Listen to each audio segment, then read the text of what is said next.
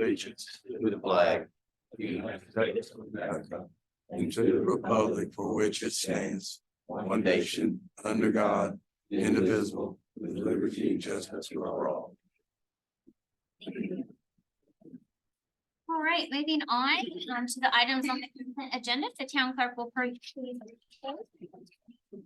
There's just one item, October the 10th, 2023, town council meeting minutes. Any questions, comments about the items on the consent agenda? Do you have a motion to approve by reference the items listed within the consent agenda? I'll make that motion. I have a motion. Do I have a second? I'll second it. All in favor, say aye. Aye. Any opposed? Motion carries. Thank you. All right, moving on to public comments. Again, public comments is a time for members of the public who wish to speak during this section of the agenda. You do need to be signed up there on the sheet prior to the meeting. And I will call you by name. You will be asked to stand, state your name and your address, and then you will be granted 3 minutes. I will set a timer on my phone, and when timer goes off, that is the end of your time. Let me get that ready.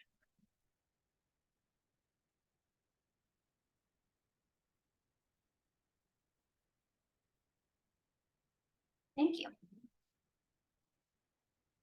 Right. Is it John Elder? Yes. And did you want to speak to public hearing or public comment? Public hearing down here in number 6. Okay, you got it. Rezoning of Manning. Thank you. Alex, Public comment, please. okay, go ahead. Alex Cortese, 304 West Somerville. Good evening. My name is Alex Cortese, a senior at Elon University and an executive member of Beta Theta Pi. Our chapter has been proud part of the university since 2016 and has achieved many notable accolades while collecting over 1,100 service hours per year and a recent win in Elon University's Greek Week, which we raised over $20,000 for charity for. It would be illogical to say the town of Elon's growth and prosperity are not closely tied to the university. The university's student body in a number is over half of the entire town's population. Their presence has undeniably stimulated the local economy, helping the town prosper in a multitude of ways. Yet, despite the symbiotic relationship, there appears to be an ongoing challenge in aligning the town's needs with the student community experiences, particularly regarding local ordinances. A notable example is the noise ordinance, where there is a noticeable disconnect between law enforcement practices and the realities of student life. This disconnect not only affects the perception of law enforcement among students, but also seems to overlook the significant contributions that students make to the town's vibrancy and economic health. It's an open secret that many organizations use noise complaints as a tactic against each other, hoping to gain a competitive edge and social standings. This misuse of the ordinance not only undermines its intent, but also creates an atmosphere of distrust and competition, rather than collaboration and mutual respect. I continuously hear the town wants to work with us, whether this be true or not, but there is little evidence of this action. This gap between expressed intent and actual practice creates a sense of confusion, specifically within our organization, as we have an entire committee dedicated to community outreach. In Elon, noise violations are treated as Class 3 misdemeanors, along with a standard fine of $50. This approach equates noise violations with offenses like simple possession of marijuana or shoplifting, which feels very disproportionate. This addition also highlights the potential impact on students' future employment opportunities if the person charged does not pay hundreds of dollars in attorney fees to get the citation expunged. When we look at neighboring city, there's a notable difference. Both Gibsonville and Burlington, without specific noise measurement, impose a civil penalty of just $50 for violations. In contrast, Greensboro has a more structured approach, measuring decibel levels and imposing graduated fines from $200 to $350 for repeated offense. Graham assesses noise at a 50-foot distance, imposing a civil penalty of $50 for violations. Given these comparisons, it's clear while a noise ordinance is crucial for community harmony, Elon's current implementation may be excessively punitive. This situation creates room for subjective enforcement and potentially unfair targeting, leading to a strained relationship between the university community and law enforcement. Therefore, I propose a revision of the noise ordinance in Elon. We should consider aligning our penalties with those of neighboring cities or introducing a measurable standard for noise evaluation. Such a change would clarify the ordinance and promote a more cooperative atmosphere between Elon University students, town residents, and town's law enforcement. Thank you. Thank you.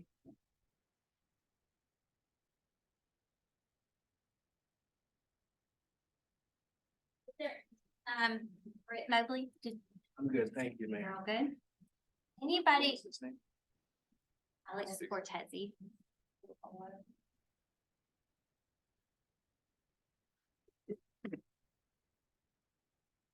Just so you all know, we don't typically reply to a public comment. However, at the end during our reports, we might have a discussion about that with our town manager. So just so you know how that typically goes. Any other public comments this evening about items not on the agenda?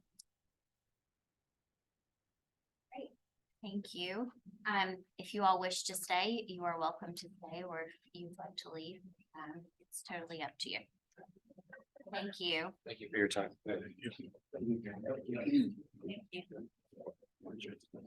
All right, moving on to appointments. Consider appointments to the Sustainability Committee.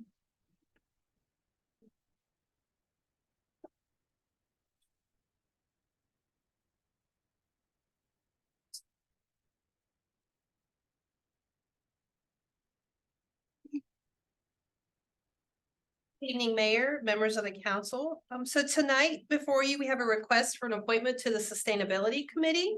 The Sustainability Committee was formed late last year and had its first meeting early this year. We currently have 4 members on the committee. We have 3 residents and 1 Elon student, and Councilman Orwig is our representative. We received an application from Kelly Herrera with Elon University to be on our committee. Kelly is the Associate Director of Sustainability at Elon University. She is very passionate and very knowledgeable on different aspects of sustainability. And we feel that having a professional staff member from the university on the committee would be beneficial to both the town and the university. Kelly is here if you would like her to introduce herself or say a couple words. We are requesting a 3-year appointment for her to end in December of 26. Kelly, would you just stand and introduce yourself? Sure. Good evening. My name is Kelly Hare, Associate Director of Sustainability at Elon University. Very excited at the potential to serve on the Sustainability Committee. I'm currently co-leading Elon's efforts towards a sustainable master plan. And so I think I could be really helpful and useful in the town and whatever y'all are planning to do. Thank you. Any questions for Kelly? On it? I just have a comment. I've had the pleasure working with Sally, what you've done at Elon and the different types of programs that you've implemented and put in place are extraordinary. So I think it's very lucky to have you on this committee, and I'm so glad that you're interested in serving the town of Elon as well. I do have one question. Sure. How did you hear about our sustainability committee? Oh, you know, word gets around. I'm very, I see Randy all the time at farmers markets, and I was involved a few years ago on a Ready for 100 with Randy through Elon Community Church. So I've been trying to do some things with the town of Elon for a little while. I think there's also just a really close-knit Elon University is right here, right? And what we do really impacts the town of Elon. So I try to really stay up to date with what Elon's doing. Yeah, of course. Appreciate you being willing to serve on this important committee. Your expertise. Elated. Right, well, do I have a motion to appoint Kelly to the Sustainability Committee?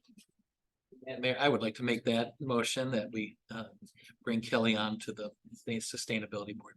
Very excited. Thank you. In a second, One second. all in favor, say aye. Hi. Any opposed? Motion proceed. Thank you for having me. Very excited. And if you wish to stay, you are welcome to do so. We understand. Thank you. Oh, I forgot. We want to move up the new business before public hearing simply because we don't want to have to. Everybody here who doesn't need to be. So we're gonna move up unless anyone has any opposition to move up new business prior to public hearing.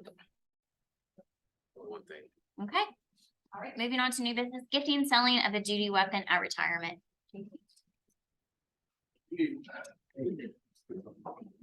As we know, we have several retirements in the town coming up. One of those being Sergeant Mike Brewer with the department. He'll be retiring from the police department after serving 21 years. We're asking for approval to sell Sergeant Brewer his duty weapon for $1 in appreciation of his service to the town, which has been the standard practice for us in years past. The firearm is a Glock Model 35, it's a 9mm handgun, valued at approximately $400. Sale of the handgun will not have a negative impact on our imported weapons, that we have spare handguns in case of malfunctions or other issues. We will not have to spend any money to replace that gun. We're seeking approval for that. I have a question. Rather than going through this process with each one, could we pass a policy on this? Suppose you could, yeah. Something to consider. Everybody some time and effort. We decide that this is gonna be a standard practice going forward. How many retirements did you say? Just Okay, you said, you alluded to there were several, I'm like. oh, Well, okay. 3 this Yeah. month, but only one of the police. Diane and That's what I'm Alex. sure. We're not gonna let Diane keep her gun.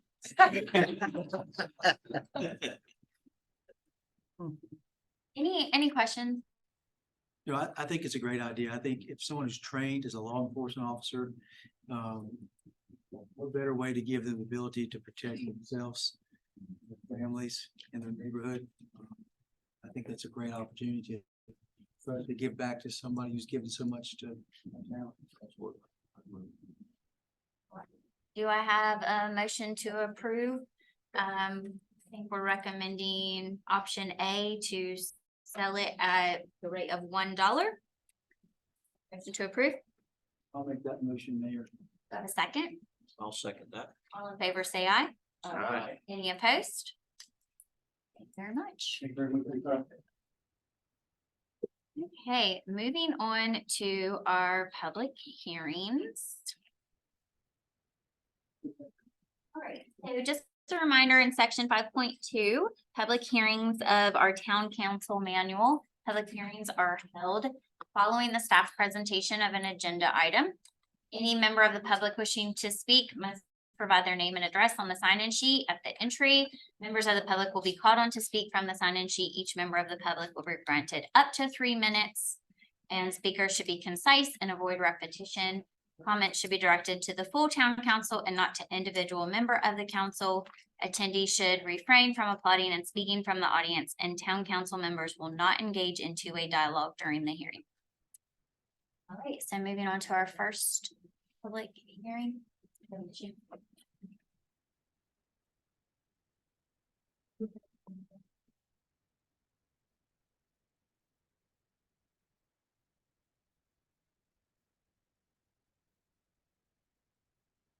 So our first public hearing is a continuation of the conditional rezoning public hearing CRZ 2023-01 Manning Avenue LLC.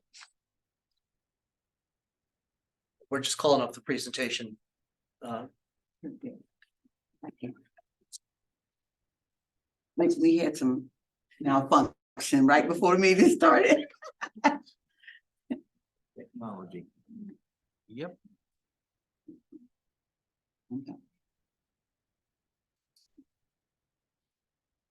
While they're getting that up, I will just brief refresher. So this case was heard, the public hearing was heard at the October 10th town council meeting where the case was continued and the public hearing was left open. This project is for 2 duplexes on Manning Avenue for a conditional rezoning from NR to NRCPD, which is conditional planning district. There were some concerns brought up by the council at the October the 10th meeting. And the applicant and the engineer have revised the site plan and also revised the elevations, and they will hopefully be on the screen shortly. I believe the engineer also brought a hard copy of the site plan as well, and it was in your packet. Specifically, the applicant has updated, as I mentioned, the site plan and the building elevation. In the original site plan that was presented to council showed depicted two duplexes along with two parking spaces for each of the units, which does currently meet our UDO, which would be up on the screen. So hopefully here shortly, the new site plan will be up on the screen. So the revised site plan that you have also in your packet depicts the driveways for each unit were increased to accommodate 3 parking spaces per unit instead of the 2 that were originally depicted. Also, the driveways were widened to allow for on-site maneuverability and the turnaround of cars onto the property rather than backing them out onto Manning Avenue, which were discussed at the previous meeting. The original elevations were also revised for the duplexes that were submitted.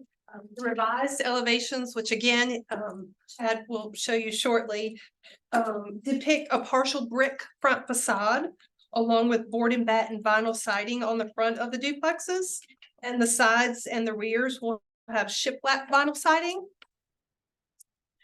Just a reminder that there are the 3 requested waivers, one for the parking in front of the residence, the driveway width in excess of 24 feet, and the lot sizes being in excess of 10,000 square feet.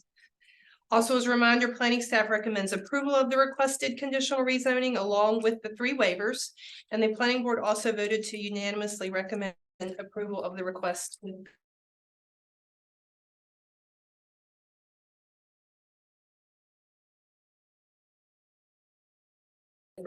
As I mentioned, the applicant and his engineers.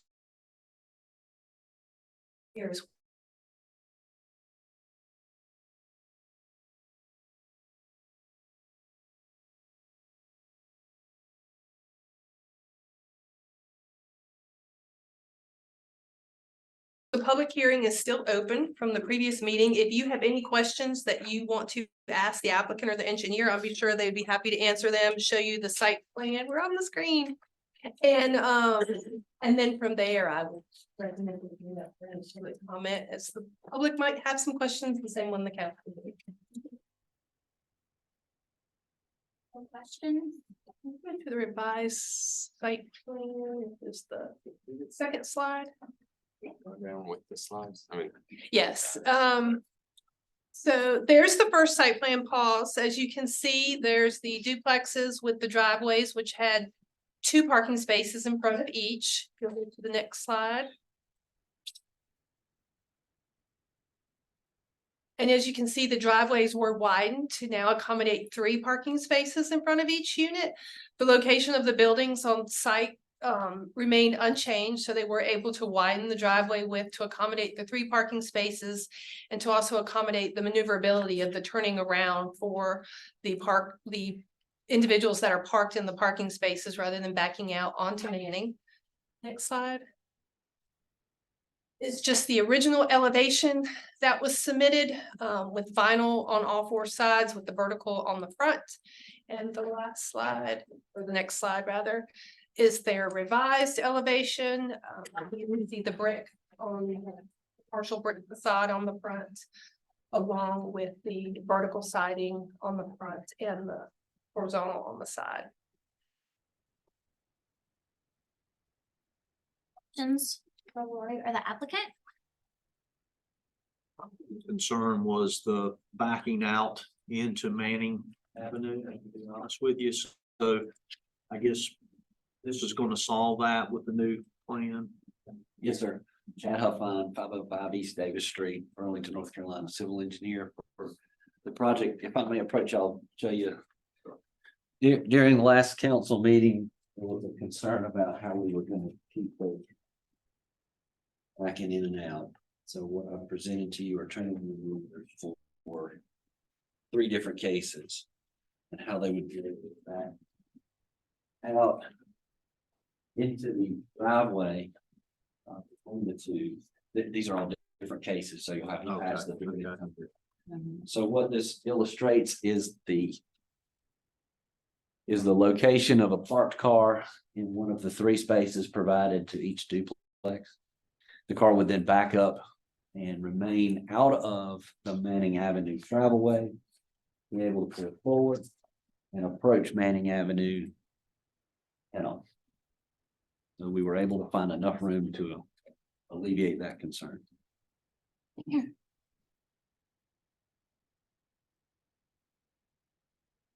So if 5 cars park in that space, they can't do that, can they? That's right.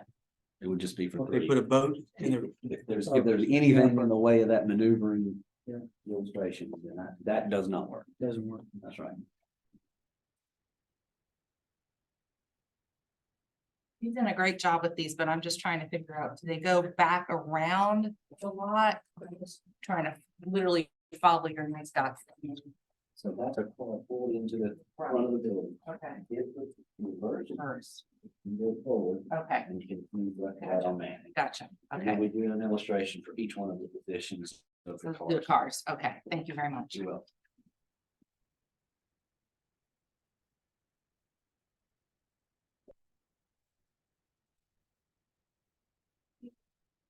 Additional comments, questions for Lori or the applicant? So between the 2 duplexes, is it grassed? Is that what that is? Yes, sir. Okay, so trash cans would be kept in the back of the building? Yes, sir.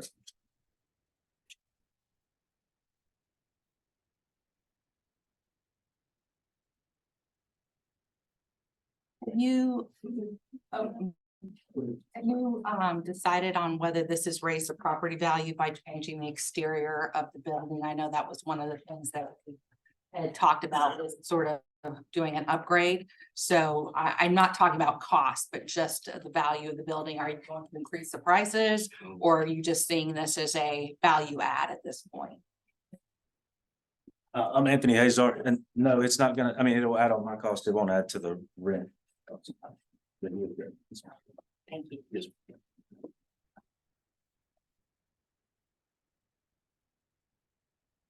Additional comments, questions? Can the public ask a question? Yes, we will now open it up for public comment. Is the landscaping, is it on this map too, and any protective, raised sidewalks to keep the cars from rolling into the landscaping and, with the raised sidewalks, it gives a safe entry from the car to the front door of the unit? Is any of that on The this? site plan is on the screen, so you can see the additional landscaping that was shown on each side of the building, kind of on the north side of unit A and then the south side of D. As far as raised sidewalk, I would need, are we talking about from the driveway into the actual unit? Yeah, what the car would bump up against to give instead of meandering around in the parking lot, to just walk from his car to the sidewalk and safe entry to his house. I don't know if we've gotten into those details at this point. I don't know if Chad or Anthony has the answer for that. Is it appropriate? Yes. So in response to the citizen's question, we added landscaping along the north and south side to better protect the adjacent properties. We placed 2 additional canopy trees to protect any inerrant vehicle from moving off the property. It would hit a tree first. Sidewalks and driveways are typically placed at grade with a slight step down from the threshold for accessibility issues. It's common for all of our commercial. And it is a very common way to bring a wheelchair, a hand truck into the threshold. So all of that is at grade minus about 1/10 of a foot, so slightly larger than an inch. So when you drive in the driveway from Manning Avenue, you slope up to the building, you step up about an inch and you walk into the first floor. You have a question. Thank you. I guess one of the concerns I have is there's a new development process of being constructed further down Main Avenue. Which I anticipate is going to increase the traffic. If in the future we were to decide a sidewalk or a greenway was warranted on that side of the street, how would that impose on what's been shown here? So typically Manning Avenue is a state DOT road, and typically the sidewalks go within the right of way. So it's really hard to kind of see that dashed line. Couldn't tell. Right, even on that screen. So I'm trying to remember the grade though of the site, if there's room, and I've been out there. So typically the sidewalk would be 16 feet from the edge of asphalt behind the ditch. And there is about 20 feet of additional grass shoulder from the edge of Manning Avenue to the right of way. So the sidewalk would be located behind the ditch, inside the public right of way, through an effort collectively with the town and NCDOT.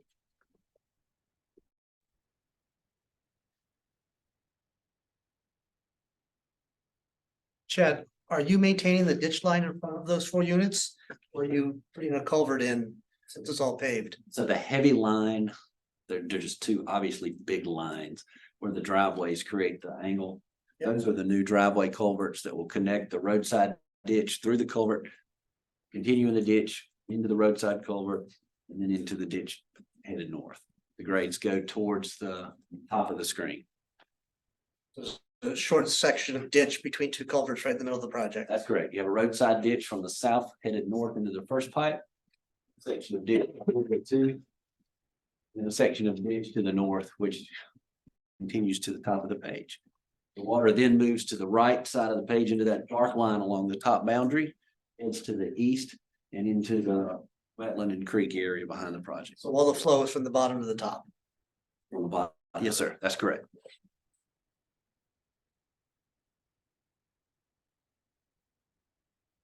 Any other public comments? Also just stand and say your name and address, Oh, sorry. just so that it's on the record. John Elder. Thank you. When do I speak about the multifamily versus single family? Do I, like I did last time? To this project or the LMO? No, this is for this project, because they're the only Go multifamily. right ahead. Oh, okay. I'll set your timer. Man, saying, I guess. Manning has 5 shucks, subdivisions on it. It has the Manning Way and ties into Danley. Nice neighborhoods across the street from this proposed, they're all single family. As you go up Manning, there's there's Manning, which has about 160 homes. There's the new development, and then, Westwood, that's like 200 homes. Anyway, you look at all those 5 and Stone Ridge, I think it is. All of those are single family homes. And the only thing they have in common is there is no multifamily. The only multifamily would be this project right here. And I think it sets a bad precedence, that's the right word, to have a multifamily zoning for just one little lot, when all the way up Manning is subdivision after subdivision, and they're all single family units. This is like a sore thumb. It sets a precedent for anybody with a problematic piece of property to say, you gave it to him, you got to give it to me. And that's just opening up a can of worms. When you mix multifamily with single family, this is from realtors, it brings the price of that house down. And the reason these developments, these subdivisions are there now is because they looked at multifamily. There was more money in single family. And so every one of we're talking 500-600 homes here, all single family homes. And then this, for lack of a better word, sore thumb pops up as multifamily. It's not good for all the other single families own and live on Manning. Yeah. You. Any other public comment? Council? Questions, comments?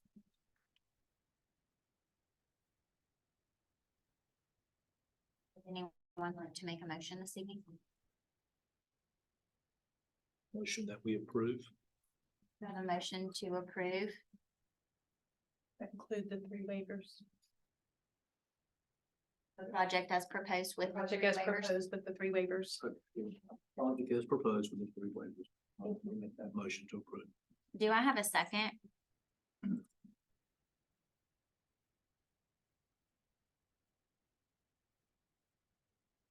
So when I look at this project, thank you for the work you did. To move it around and look at the concerns that we talked about last time. Initially, I didn't like it in the beginning. I just, I feel like I have a duty to help protect residents, and it does feel weird to me to have a duplex with single family homes. And if it followed and was currently zoned and was able to do that, I couldn't do anything about that, right? That has to move forward. But for me personally, we do have an option to do this with conditional zoning. And I just don't feel it fits and is right for the residents. I live around a couple places that are single family homes that have a duplex popped up in it. And it is, it doesn't fit that community vibe. So I'm very hesitant to approve this, even with the conditional zoning and with your revised efforts to bring it forward. Is there a second to the motion? No.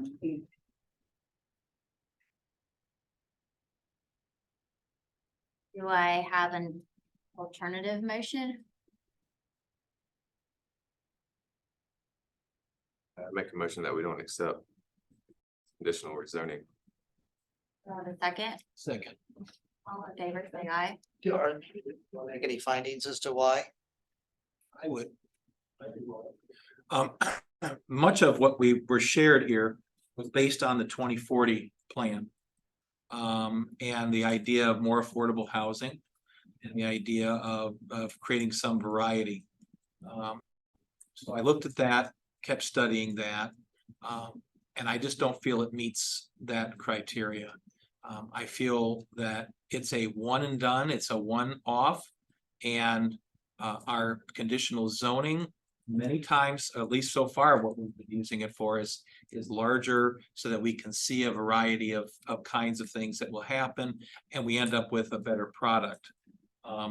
We're just trying to make this work, and it's going to stand out differently than all of the other places that are there. If there was a place where there was going to be a lot more duplexes or other places, I could see this easily as a possibility, but I do not see it in this scenario. And I also think not only does it set a precedent for just trying to make things fit, but that says that conditional zoning is only used for when people just need to fix a problem. And I just don't see I cannot bring myself to do that. That's why I want to vote for this motion.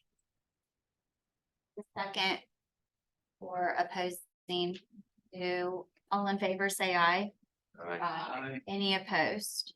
Thank you. Just on this topic, I think Randy made a really good point, is we may need to define, and maybe this is for the LMO public hearing, but we may need to define what we're looking for in conditional rezoning. Can we? I don't know if we can. Like, you can't set a maximum size for a conditional reason or minimum size for conditional rezoning. Anyone could request it. I mean, obviously, if someone came in Single with family something home. really small, like a of an acre, and requested it at staff level, we would discourage that. There's a spot zoning, but I mean, if applicants want to apply for something, we can give them staff guidance, but they can apply for a conditional rezoning, possible conditions or waivers, and then to the board.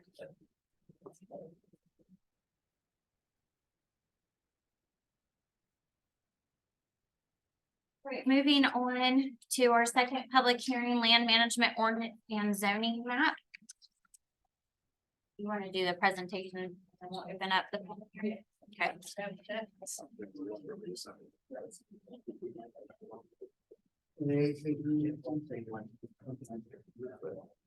Here, They'll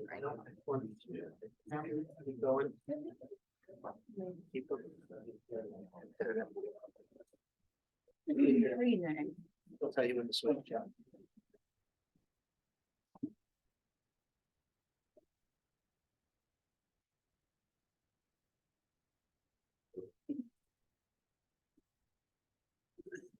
So the next item on the agenda, Madam Mayor, council members, is the LMO Land Management Ordinance, which is case TA 2023-01, and the new zoning map, which is case RZ 2023-01.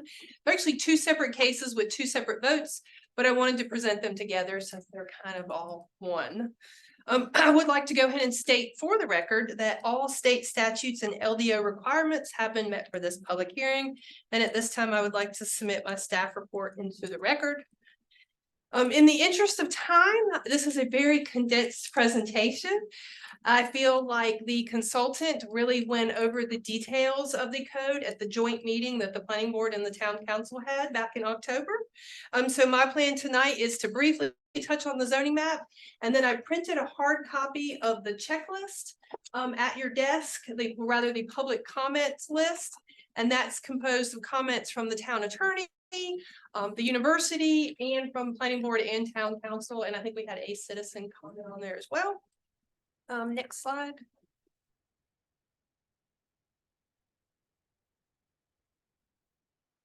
Ooh, that's really hard to see. Sorry about that. It looks nice on my screen. So I know it's so I'm going to start with the zoning map just because I feel it might be a little bit easier to start with that.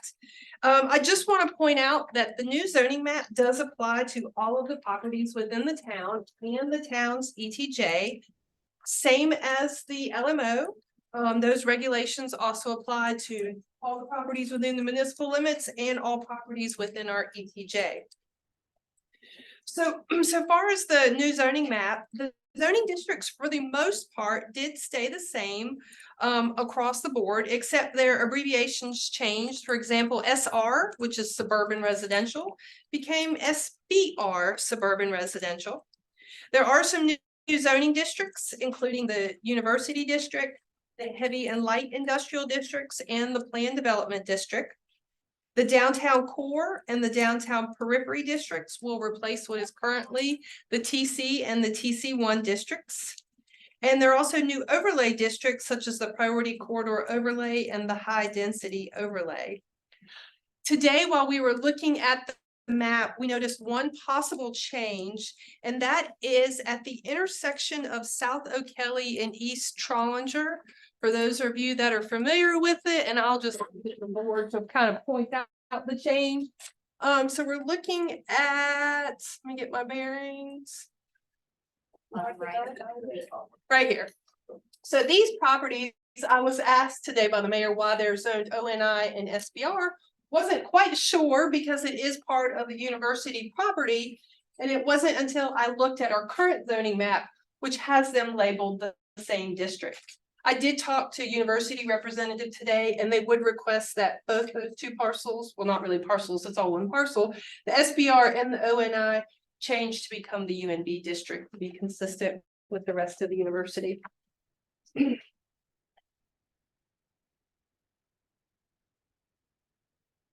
And that is it that I have right now for the zoning map. We can absolutely revisit that in the future. Next slide. We'll be able to read it in just probably that same fonts. Okay, so that's just the highlight of the topics for discussion this evening. So again, I'm looking at this chart that you have printed in front of you. My plan this evening is to just go over the highlighted areas.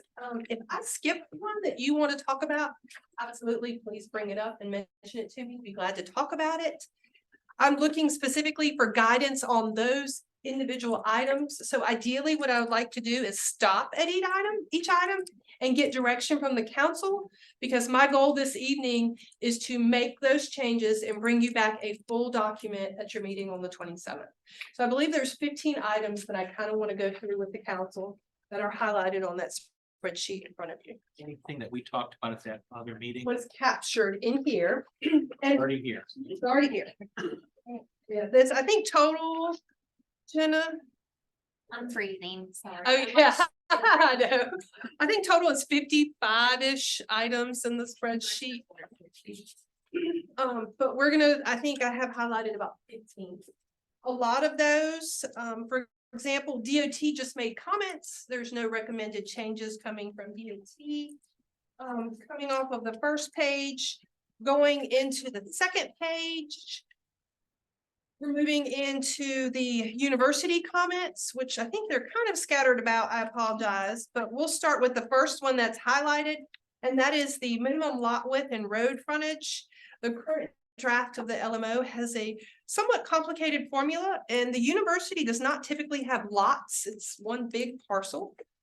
So they asked, could it be simplified? Staff agrees this is cumbersome.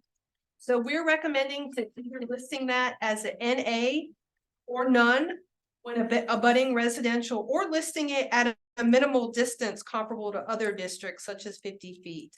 Planning board was fine with either recommendation. So again, we're looking at the minimum lot width and the minimum road frontage. Again, I don't know that they have really individual parcels. It's one large parcel, so I don't know that it would really apply. I think their recommendation was NA or none. Staff was fine with that. If you wanted to have a number, we recommended something really small. I agree that it's not really individual lot. I mean, it's all one giant district. That would be my recommendation, if anybody feel otherwise. This is a 6 of one, half a dozen of the other kind of a recommendation. That's more confusing right now, is that do we need to put a feet thing on there, or do we just do an NA? And you say it doesn't matter to you. That kind of leaves us kind of just sitting and uncertain with that. Well, that's the planning board's recommendation. What is the staff? Staff said NA, right? Staff was fine with the NA or the none, again, because when we look at it, it's a parcels. So, but I didn't know if the board felt comfortable with that, so I wanted to give you a backup option. And looking at other districts, like commercial districts, you can always put something like 50 feet of lot width. If they were for some reason to subdivide a lot and create its own freestanding parcel, that would have 50 feet of width and road frontage. I'm comfortable with the NA. I think that makes the logical sense. I agree. We can move on. Minimum street setback. We also had another complicated calculation for periphery conditions. It was another rather cumbersome formula. Staff is recommending a minimum front street setback as 10 feet, which as the draft is currently written, and a minimum front street setback of 20 feet when the parcels are abutting single family dwellings or residential zoning. So right now the LMO says 10 feet. However, if you abut a residential zone or a house, they give this really long formula, which is even a little head scratching for us planners. So we looked at 20 feet if you're abutting a single family or a residential zone. That obviously didn't come up in our discussion when we had the consultants here. So we No. had no idea what their rationale was. I had brought that one up and said that that one was the one that was really confusing, and I said that I don't speak planner, and I'm Yeah, like, it's even a I couldn't even read it and I'm trying understand. to remember, did they say anything? Was there a rationale? They didn't. Okay. So the next one, 3.2.11. Means 25. Yes, so that is the side and rear setback, which we can go ahead and go on to that one as well. Again, complicated formula. So we recommended for the side and rear having the 10 feet and 25 feet again when abutting single family or residential districts. And it could be if you want to keep that consistent, if you just want to do 10 feet for both, unless you're abutting residential, and then go. And then keep them both 20 or both 25. Like the difference, that's me. Could be in the 25 foot park northwest too, even with the neighbors' yards. So that would be fair. Yeah, I think the concern, just like we're going through right now, the pavilion that's being built. Yeah. That's an accessory structure, so keep in mind that would be a little bit different of a setback. This would be for the principal building, but this would apply to the residence hall that's escaping my mind right now, the name of it. It's neighborhood commons. Neighborhood commons, like a primary structure like that. Where they're not right up on Haggard, so I know they're gonna absolutely meet the 10 feet, but we wanted to protect the property owners behind. But this is back versus front too, so Right. I think that there can be a difference without. Anybody disagree with the recommendation of staff? Okay. So are we going with keeping it as 10 and 20 and 10 and 25? Yep. Okay. So we're moving on to the next page, which just talks about building height to may be increased if the minimum setbacks described elsewhere are increased at a rate of 1 foot for every 1,000 square feet. I talked with the fire department about this. I talked to the university about this. I'm not sure why there was a change during the LMO stages of the different draft. Staff recommends going back to stories. It's currently how we regulate it. It's easy to regulate. It's easy to measure. It works for the fire department. In my mind, it kind of discourages the flat roofs, which were talked about at the joint meeting. And the university was fine with that as well. So I did have a question, and Brad, I apologize, I don't know what the name of the building is. But there's a building that faces, I think, Lake Marynell, that has that big spacious open area. And clearly that's not 1 story there. It's, what is it, 30 feet probably? It's 3 stories. Inside, there's 3 stories, so it's really 1 floor, but the ceiling's 30 feet up. So the side away from the lake is truly a 3-story building. Yeah. And that side facing the lake is just that whole volume of 3 Okay, stories. so you count the backside as being 3-story, okay.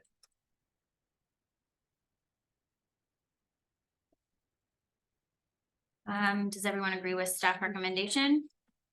One other question. Did we run into a question of stories on East Neighborhood Commons measuring front versus back? Does that ring a bell?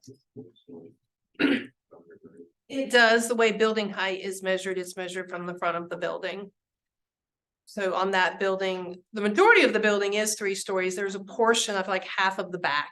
That's a building code definition of how they determine what really counts as a story.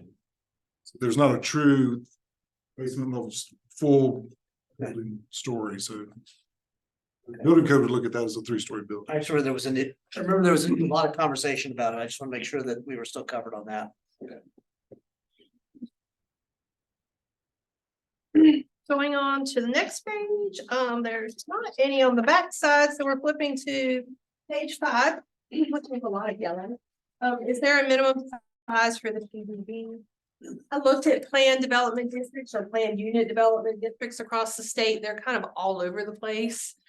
Some don't have a minimum lot size, some have some. We recommend going with 5 acres. That is what we use in other overlay districts to just be consistent with the 5-acre minimum. So you wouldn't get someone in here with a 1 acre or half-acre parcel like the project before you and say, I want to do a PDD. It's truly a little bit of a larger site, which is the goal of a planned development. And board agreed with that. Everyone okay with that? Okay. The next one, I just keep wondering, are these things that got missed, or they had to have any kind of philosophy behind why they did that?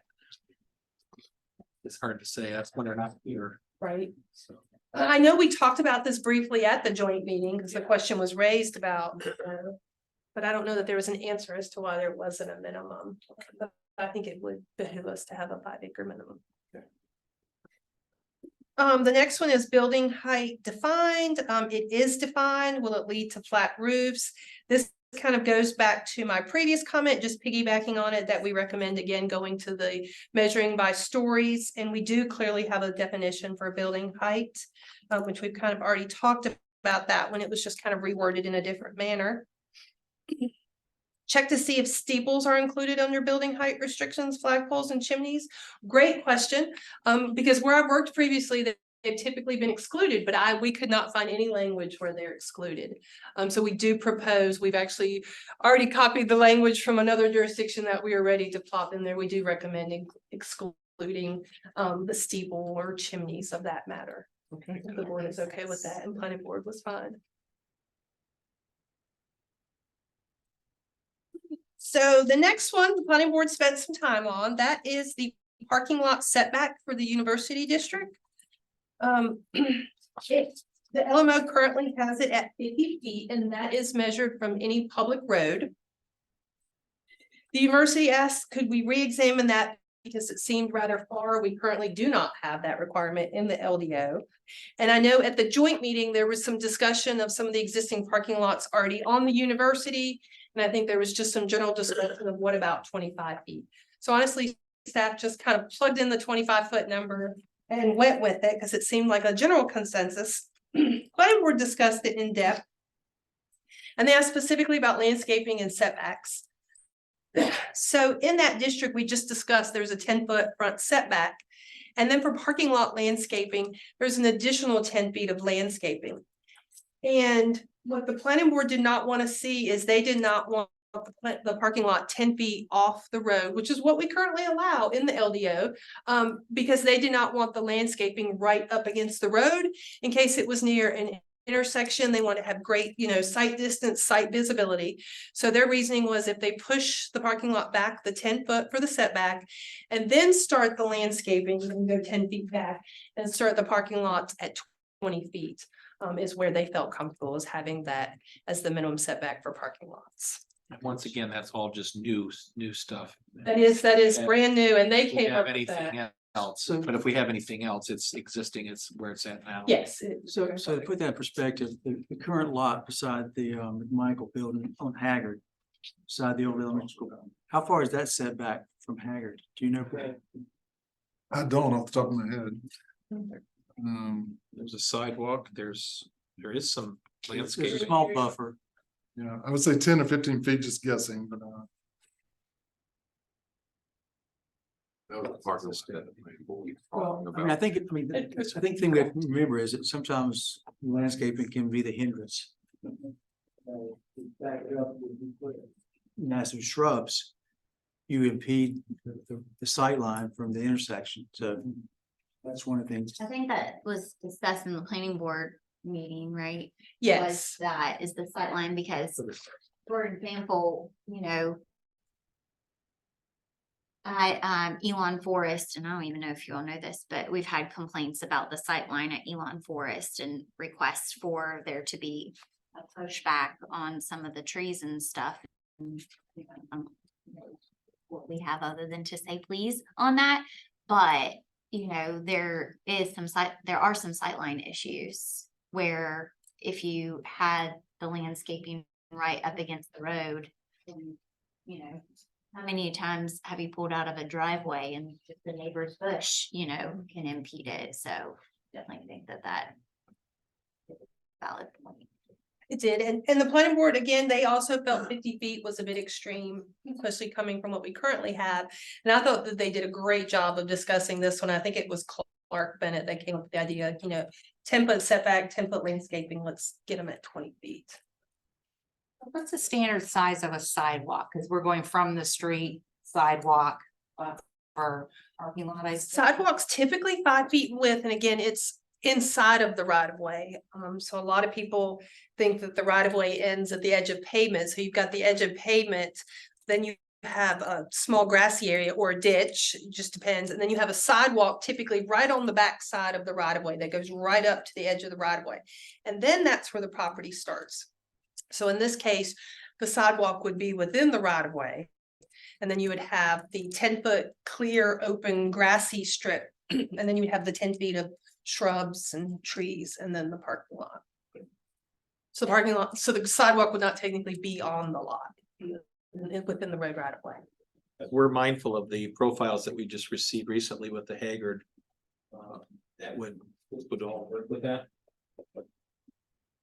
Yes, we try to typically keep the the sidewalk within the road right of way. There are instances, I think in the case of Park Northwest, they might have done some meandering, but then they have to provide easements because ultimately the sidewalks, if it's a town road, are turned over to the town for maintenance. So we have to then get an easement.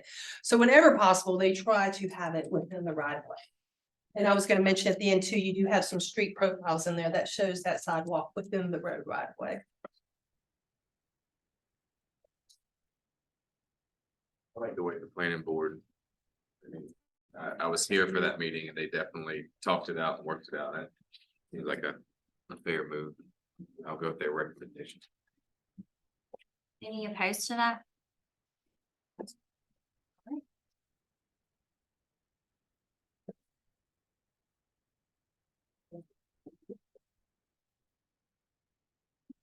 So the next item I'm going to skip just because I'm going to come to it later on. I didn't realize we kind of put this one also about dwellings in the university district, so I will come to that actually as the very last item.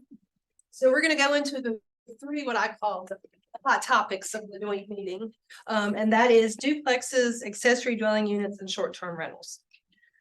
So we'll start with the duplexes. Obviously, that was a discussion during the joint meeting between planning board. There were some questions, can only be allowed with a rezoning or a planned unit or planned development district.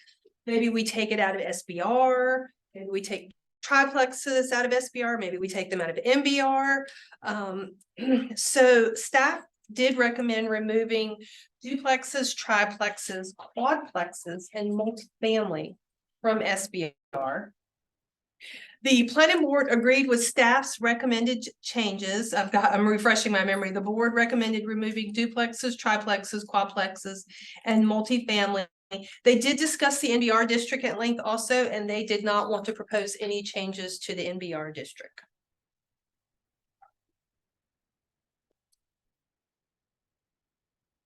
We just opposed a duplex project in the MBR district because it wasn't a good fit.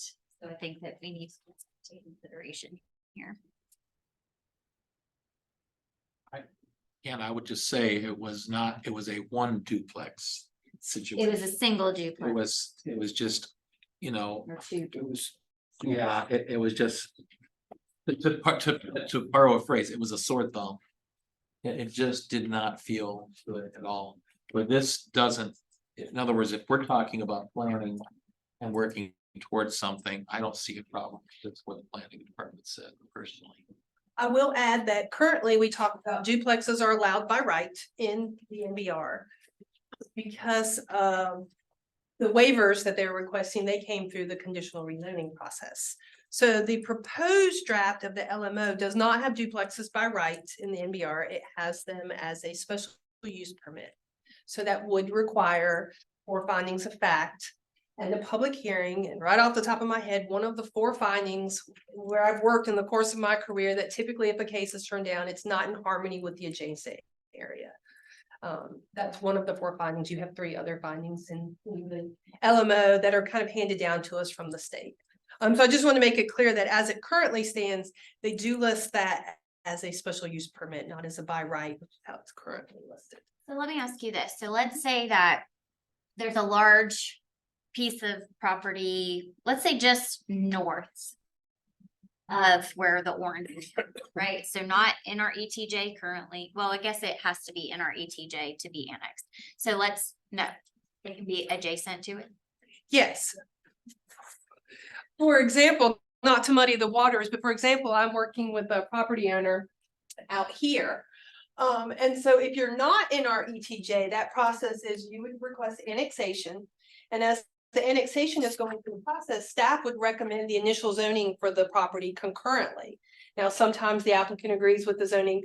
Often they come back for a rezoning, but that is a little bit different from Park Northwest that was already in our ETJ that already had zoning. So they just wanted to request a rezoning because they weren't happy. Yeah. All right. Can you just point to that? This is just a hypothetical. This is not. So somewhere in the white area. So let's say in the orange. Okay. Let's say where that like big pond is, right there where your finger was, to the left. All right. Let's say that right there, a developer wants to come. They know that they're in NBR. And they want to do projects similar to the front side of Cable Square that has really well done duplexes. I think we would agree to that, right? That those are very well done duplexes there. If it's special use permit, they can apply for that as part of their full site plan. But they would have to request the special use permit. Yes, so they'd actually have two requests going on because they would more than likely be requesting a major subdivision.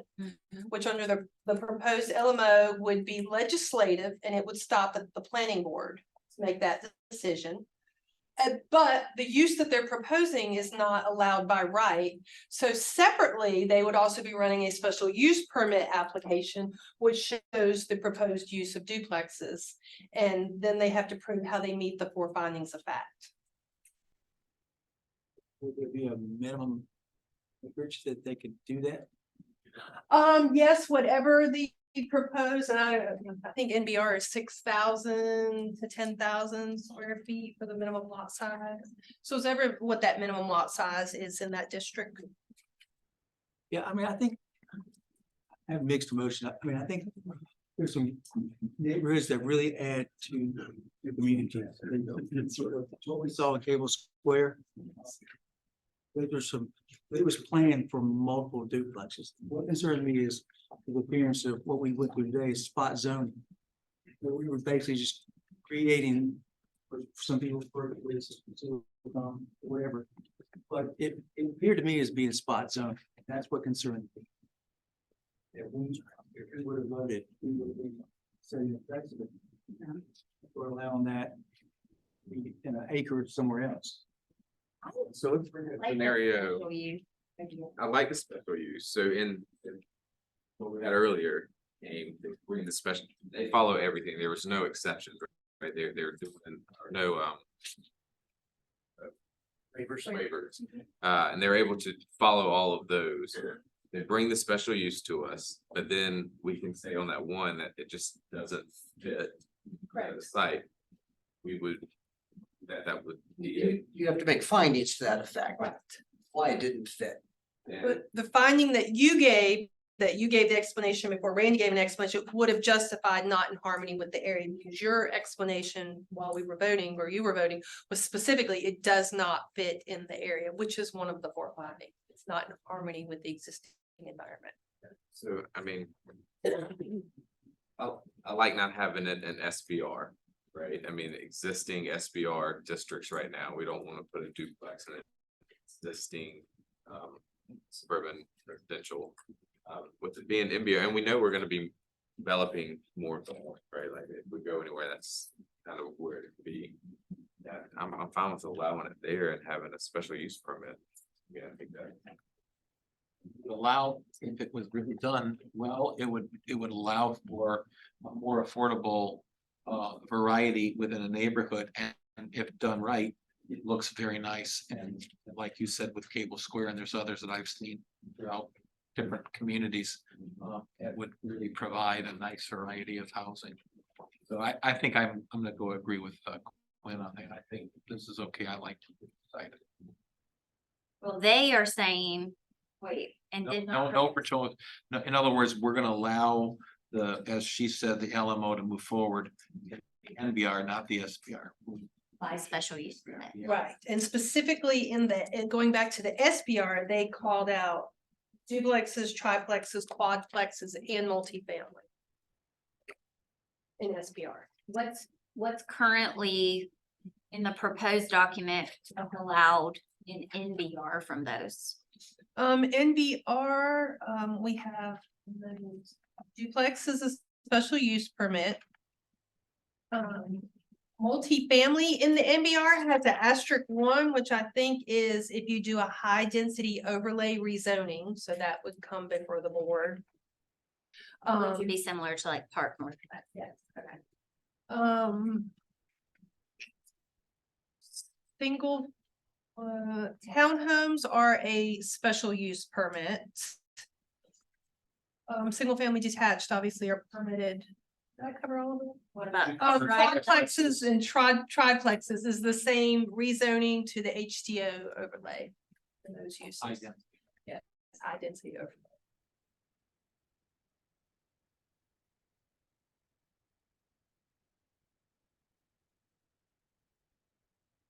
Makes sense. Not allow an SBR and allow what you just mentioned with special use permit for duplexes and NVR and then what you just said for the others. Any opposition to that?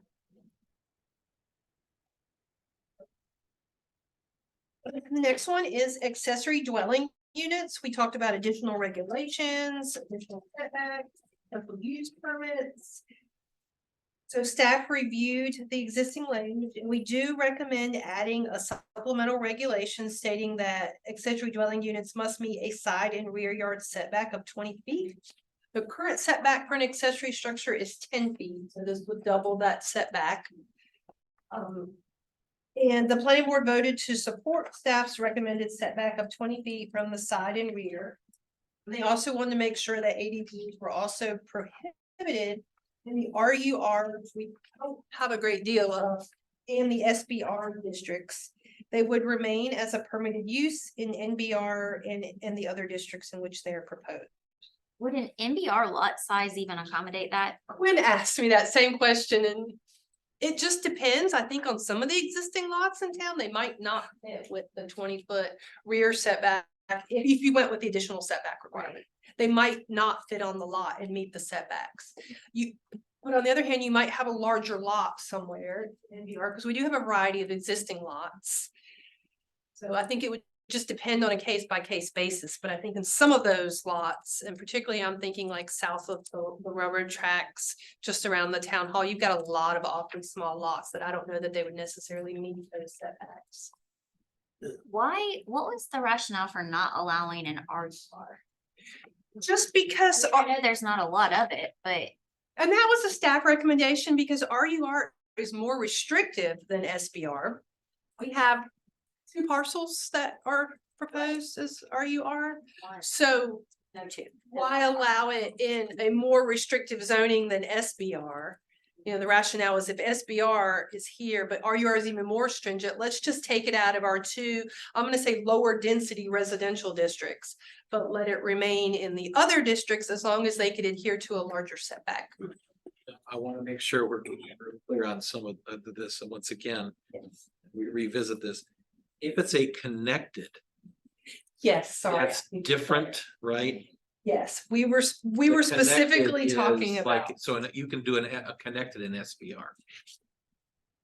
Yes, and sorry, I need to switch to the accessory. So that's table. fine. I just want to, Yes. I mean, in other words, if I want to build a mother-in-law suite in SBR, I think, or a father-in-law suite, we should be able to do that. Yes, we were specifically talking about, for example, detached. Yeah. For example, we have internal ones that say they convert the basement to the mother-in-law, so yeah, absolutely, we didn't even look at that when we looked specifically at the Just detached, detached. freestanding. Then I'm.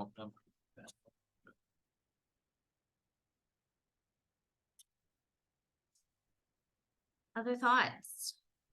Well, what does prohibit mean? Does that mean they can't come with any kind of exceptions? Okay.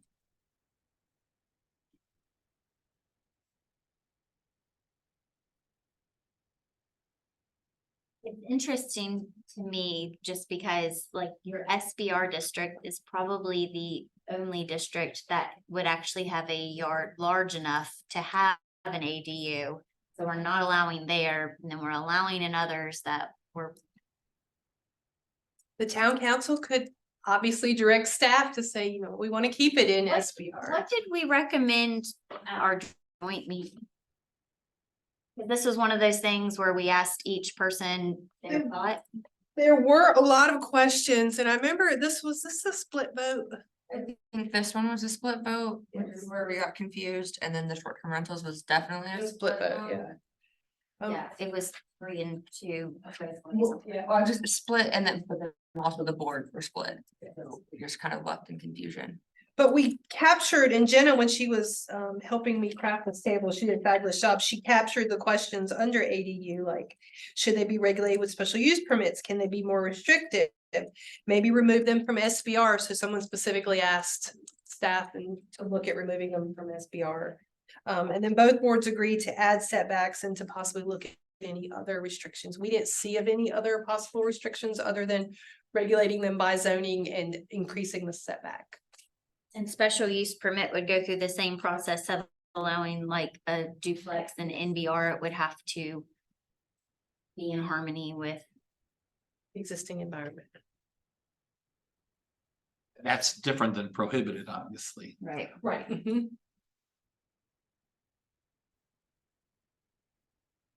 Yeah, it's tough, cause, I want people to do what it's their land, right? And build what you wanna do on it, especially when you use the in-law suite approach to it. My mom's begging for that. So us not doing it can get me out real quick from that. You're in the SBR, correct? Um, I'm sure the newspaper covers that. Yeah, just gonna quote him. But I think us having at least the setback restrictions of what we have, and you're right, not having in the NBR.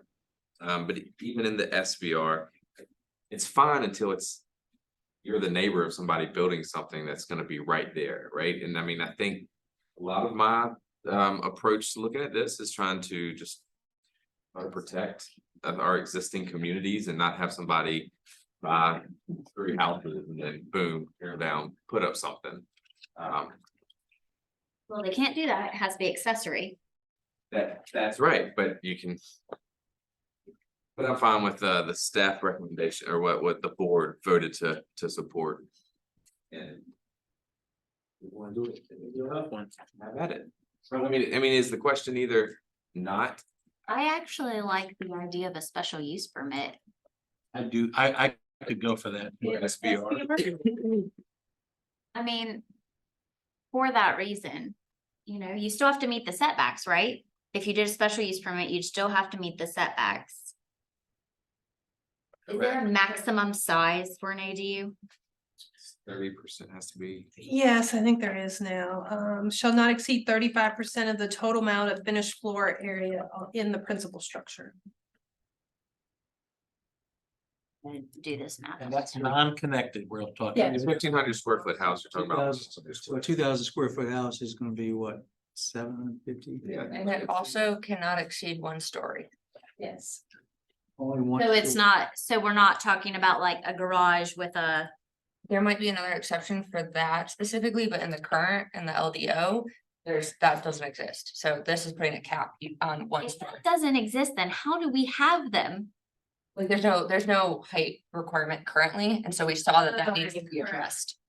So. Okay, so it's a single story, so it's not like a garage, So an apartment. Just specifically to address your comment, Mayor, it says ADU shall not exceed 1 story, but nothing shall limit an ADU from being located on the 2nd story. So for example, they have a garage and they want to put it upstairs. Living space, 1 floor. Right, the living space is 1 floor, whether it's just the ground floor or you have it above a garage. Can we reduce that size? I mean, 35% is that's big. Yeah, but then we're gonna allow. And now the principal structure, yes. So Depends on the structure. 35, right? Let's say you have a 3,500 square foot home, which is SBR, a lot of them are gonna be, right? That's 1,200 square feet. The only thing I like about the special use is that it gives the neighbors a chance to speak. It gives us a chance to look it over. It doesn't completely prohibit. Does it, or is it fact only? Special use, is it fact only or? Gotta make it. It's. Lori, is special use quasi judicial? It is sworn Okay, testimony. So there wouldn't be just open public hearing. It would. I mean, it would be a public hearing. They would have to be an expert and present. Right, they couldn't just get up and say, well, I feel that that use is gonna depreciate my property value. I could ask them, or they can appraiser. And yes, it's not hearsay, based on sworn factual testimony. A 1,200 square foot accessory dwelling is a huge accessory dwelling. Would you feel more comfortable with a percentage with a cap? Great point, Rich, because you might have some smaller homes that they're not gonna get 1,200. Right. The home is So like, let's say. 100 square feet. 2,000 is like 700 square feet. Right, that's not. You're compared to 1,500. Is that what you're? 1,600. Okay. I mean, that's Five tiny. hundred twenty, yeah, 1,500 square foot home, you can build a 525. Yeah, Nobody's gonna do that, it's a shed. right. So could we put a maximum square footage? Absolutely. You could say 35% not to exceed X number of square feet. In case you have really long shots. I mean, I grew up in a 1,200 square foot home. That's a big accessory dwelling. When you were younger. Well, and that's why if you put a cap on it. 35% not to exceed 600 square feet or 700 square I feet. mean, I wouldn't go that small, I don't think, but 1,200 is really big. No. And I mean, right now they're building a 5,600 square foot home on Orange Drive, so, okay, their accessory dwelling can be 2,000 square feet. But can that fit on But they need bigger the accessories. land and the setback? Well, that does raise a good question because that lot that we closed Earl Drive, right? That's a big home there, 2 lots there. He's got the land that if he wanted to build accessory dwelling. That just seems like a second home, not an accessory dwelling. Cap is something that would keep it reasonable. Yeah, Because if a 5,000 square foot house, But will we choose a cap that's a right now 700. logically? Could we come up with that number or would we ask you to do that? What would be a reasonable cap? I mean, what are you all think thinking? 1,000 square if we feet. could just see Unders- what maybe others made. 1,000? I think 1,000 would be a I'd cap. like to give you your final draft 2 weeks. Okay, That's my plan. okay, 1,000. So Yeah, I mean, I grew up in a. I was just gonna go somewhere between 800 to 1,000. Yeah, I somewhere think is I think it's fine. what jogs my memory from previous jurisdictions. Makes sense. I was gonna Sense is that in other jurisdictions, they kept it at 1,000. A lot of 1-bedroom apartments are between 800 and 1,000. Okay. Yeah. I think that's totally reasonable. Not to exceed 1,000 square feet. But clarification, in SBR specifically, That's an SBR. Yeah, that's what we were talking about, I hope. That that was my understanding. Yeah, it's 35, NBR. it's 35% still the max everywhere. I thought the 35% not to exceed that number was across the board. Yeah, that's not, Yeah. I'm okay with that. Yeah, I Well, think, I mean, the 35% really is really not an issue because if you've got a 1,500 square foot home, yeah. and 35% is 500, so you're gonna go to the max. No. Right? No, it's, No, you get one or the other. You don't get to, Yeah. it's 35%, Not to it. not to exceed Not to exceed. 1,000 feet. So when you get a really large house, you're not having another house built. I mean, and there still could be a sizable home in Would you approve a NBR. home with 500 square feet? No, you wouldn't. Why not? Could you? Yeah, yeah, ADU. absolutely. Sure, Tiny yeah. homes, yeah. Absolutely. I mean, tiny house, but it's on wheels. Currently in our LDO, the home size is what? Minimum home size or is it for like ADUs? Right. There's a minimum home size in our current. That would be not in our current. So, No, I don't think so. I don't think It was like 500 feet. 500 square feet. Building code might. But that I would be. they do as well. In my previous jurisdiction, we issued permits for 600 and 700 square foot homes, not on wheels. Those were considered mobile homes. They were structurally built on site tiny homes. As that seems to be popular, particularly in Hyco Lake. People wanted a small home up there, but I would recommend doing the 35%, not to exceed that number across the board in the district, just because I it makes agree. it easier. And again, the 35% is really gonna regulate a lot of them. The 1,000 square feet, I think, is only gonna come into play with these much larger homes. I think that's perfect. Mhm. Makes sense. Going back to, I think we veered off onto that. Did we decide about the SBR? Were we keeping it prohibited? Were we looking at a SUP? That's what we were. Special use. Special use permit? Special use with this. 35. What about, Special use opens up a whole can of worms, doesn't it? it's the public hearing process. So they bring you the application and they have to prove the 4 findings of fact. But remember, it's not a true public hearing because It's a Yeah. quasi. But they would have to show that it's harmonious, right? If there's if there's not an accessory dwelling in Correct. hundreds of feet, I think we can easily say that this is not harmonious. Because you would be responsible for showing us that. The applicant is responsible. So on a SUP, I do not, and I've never made a recommendation because it's the applicant's burden to meet the 4 findings of fact and then the board to take in the sworn testimony and then make a decision. Gotcha. But it is, the burden is on the applicant. It could be that they have a 2-acre lot in an SBR and they're gonna plop this down in the very middle of it and maybe do additional buffering that they could then argue that it is harmonious because no one might see it. But that would again be solely the burden of the applicant to prove that it's harmonious if there are none in existence. Cool. What about RUR? RUR, did you just want to keep it? We have 2 lots. No, we're good. Or do you want I don't special think we use were permit? talking RUR. RUR I prohibited. mean, we own one of those. We do, we absolutely Is do. it a single homeowner in the other one? Good question, I'm not sure about the other one.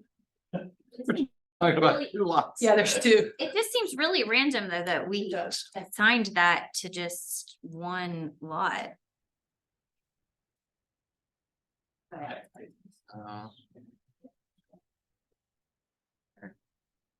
Is there a time for public comments, or like, as it will be after this discussion? Yes, as we're working. This is the short version. But we knew we were gonna do this stuff. We don't have that many more, so we should. Single homeowner. Wait, is that's the solar farm? Out there's a solar farm? Isn't that the solar farm? Manny, Or is it, Oh, I'm fairly certain that's the solar farm. yes, I think it is now that you say that. Yeah. Out there. Yeah, That's out there, that's what you have. I'm pretty sure. So it's safe to keep it prohibited in RUR, SUP, and SBR, and then also we like the additional setback of the 20 feet from the Yes. rear and side, and to add the 35% not exceed 1,000 square So feet. just to be clear, this is gonna potentially add more of these in SBR at 1,000 feet or at 1,000 square foot.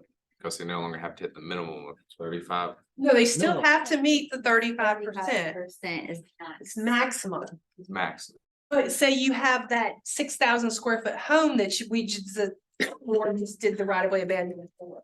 Their 35% is obviously really high, so we're capping them at 1,000.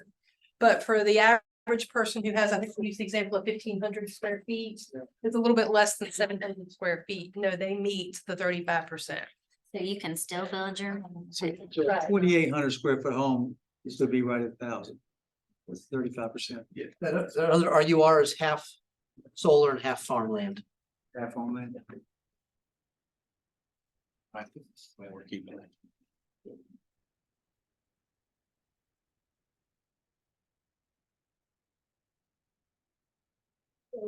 Clear to Yes. move on to the next one. So the next one is short-term rentals.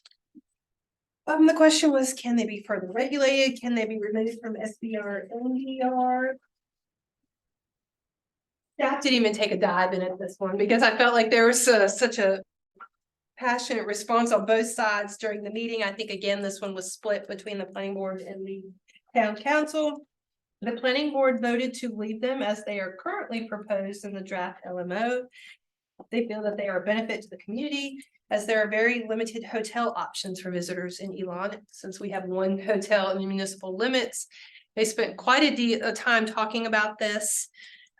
There was very brief discussion about going a special use permit, and they were like, nope, we really want to just keep them as they are currently proposed, which is allowed, I think, in all the districts except for the industrial district. Also, at the end of the meeting, I did get a question from Quinn about new construction. Could we possibly look at regulating them on new construction? Didn't think so. I checked with the town attorney. He said absolutely not. You can't approach it from that. You can approach it from a zoning district. We also talked about amortization. He recommended not doing any type of amortization schedule. Basically, the ones that we have now are grandfathered in. There's a lot of legal challenges coming forth in the state of North Carolina from outside entities challenging short-term rentals. There was a bill already at state this year. We're expecting changes to come about next year on short-term rentals where local governments have less restrictions on them, basically, is what we're being told. Right now, the attorney did say can't regulate new construction or prohibit new construction. You can approach them from zoning district by zoning district. And that was basically kind of his guidance. And again, the planning board unanimously were like, we like them as they're currently. Let's leave them as they're proposed. Jim Beasley's words, we're gonna throw the hot potato to the county. So maybe it's No, I not- got that. Because in our joint meeting, they were 3 against them, 2 for them. Yeah, that's correct. And I mean, I've shared my concerns about it. Like, I love an Airbnb and, you know, a place where it's constant just rentals everywhere and hotels everywhere. But I am concerned about them being in every single neighborhood, and not every neighborhood is protected by an HOA. I'm more comfortable with opposing future ones if the current ones, because in my opinion, the current ones are the biggest concern for people that are so opposed to us restricting them. But that's just me. If you can't identify them because you can't require them to be registered, how could you regulate them? Well, they post it online. Well, that's different, I mean, but how can you as a town say, well, right? They would have to get a permit.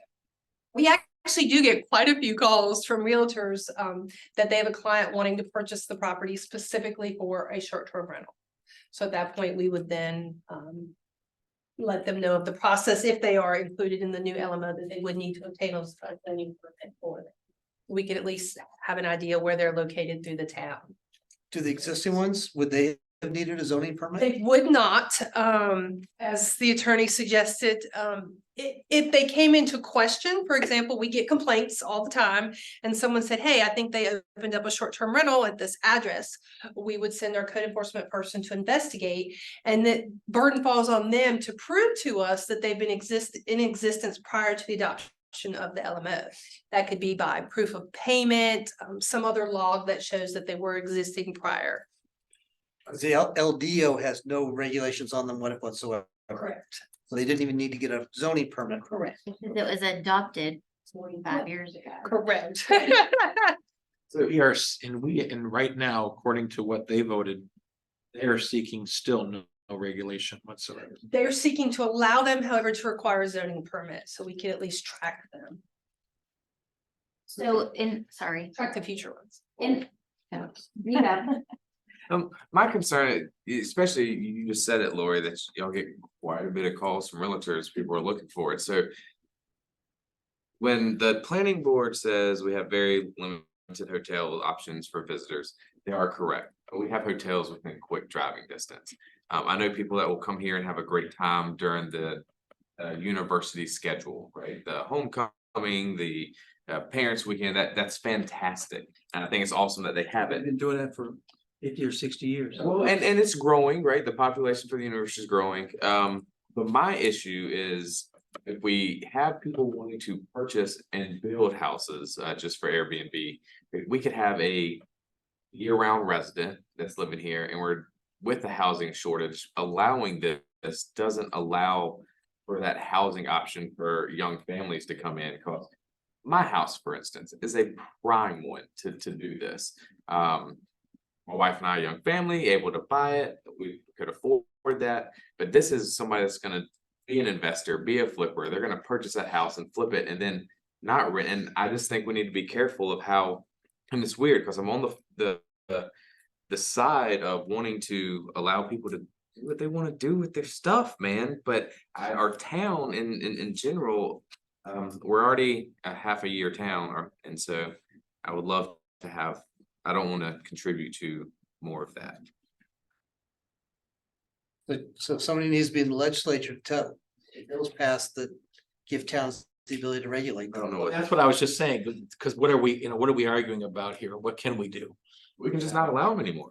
We can allow the existing ones. I don't think we cannot allow them. Maintain the existing ones and restrict them in in SBR and NBR with my original well, I never said anything about the legacy ones, but I'm fine with maintaining the existing ones because I think that's fair, but I do have a question about that is if it changes hands, ownership. As long as the use is not discontinued for more than 180 days under our non-conforming section, that's standard language across the state verbatim. And often that's hard to prove, but if they're using it specifically for a short-term rental and then they're selling it, odds are the new owner is immediately getting it out on the market. It's not staying vacant for 6 months. So it could still change hands as long as that use stayed consistent. Yeah. Can you limit to how long a permit is allowed? It'd be an annual permit? No, because that kind of ties back to registration, and there has been legal challenges that you can't register them or do anything kind of like on an annual basis. So it's best to just issue the permit, and then we could, of course, keep a track of where they're rented at. You but gotta do that because the legislature said you can't. Correct. But you can absolutely regulate them so far as districts, like if you're like, we like these, but we do not want them in SBR or NBR, but maybe allow them in the other district. That's really. I just don't see, I think we'd be sued. I think we'd be. You can allow them in RUR. We try to, I agree with what you're saying, Quinn. I think you all agree. Nobody wants your neighbor to be renting out somebody who's there and you don't know who's living in the house for a day or a week or a month. And you have no control of it. With that being said is, how do you restrict somebody from renting their property, how they choose to do so? Whether we agree with it or not, I just Well, don't. right now, we do have that ability, and if the state legislature changes the law, then we have to come back. Correct. It would be a text amendment. The only way we can do it is do it by zoning district. Correct. We can't do it in any other way. That's the Right. only way that we are able to right now. I will say that whatever the board decides to do, we will do our best at staff level to get the word out. We're hearing like when the fence regulation changes, people were not aware of this. So whatever the board decides on short-term rentals, we will put in newsletters on social media. We will get the word out best we can to the realtors and potential buyers out there to let them know that whatever is adopted. So this isn't a surprise to people forthcoming. Like I said, a lot of the realtors do call and ask. That's a question we're kind of getting on the regular now. Is short-term rental allowed here? And this was brought up in the planning board, but we regulate it to the sense of, like Raleigh, where you have to be there, you have to be present of some sort, the owner does. So if somebody does have an ADU, or if they have another bedroom, or if they have a space to allow somebody to live, I mean, is that a type of? You can, let me grab my little notebook here, actually. I think it's in this. That's a good point. I know people, I wouldn't do it, but they would get out of bed. It's Airbnb. And that's how Airbnb started. Right. And it's kind of gotten away from that. Right. I think those options still exist. Well, I think that, currently some residents are protected from this. If you live in Mill Point, you're protected. Are rentals allowed in Ashley Woods? Well, part of Ashley Woods has an HOA, the new part, but the old section does not, so. Yeah, see, my neighborhood does not. So my neighborhood's not protected from the whole neighborhood eventually becoming just an investment for people. I think it'd be a bad Hinton has a investment. protection right now. Hinton has. Yeah, And that, also those protections of HOA are also reliant on neighbors taking neighbors to court to enforce the HOA rules. well, I'll tell you, Mill Point's done it. A lot of HOAs don't go that route. So Bob did discuss, because he is representing Wilmington, so they are involved in some legal challenges.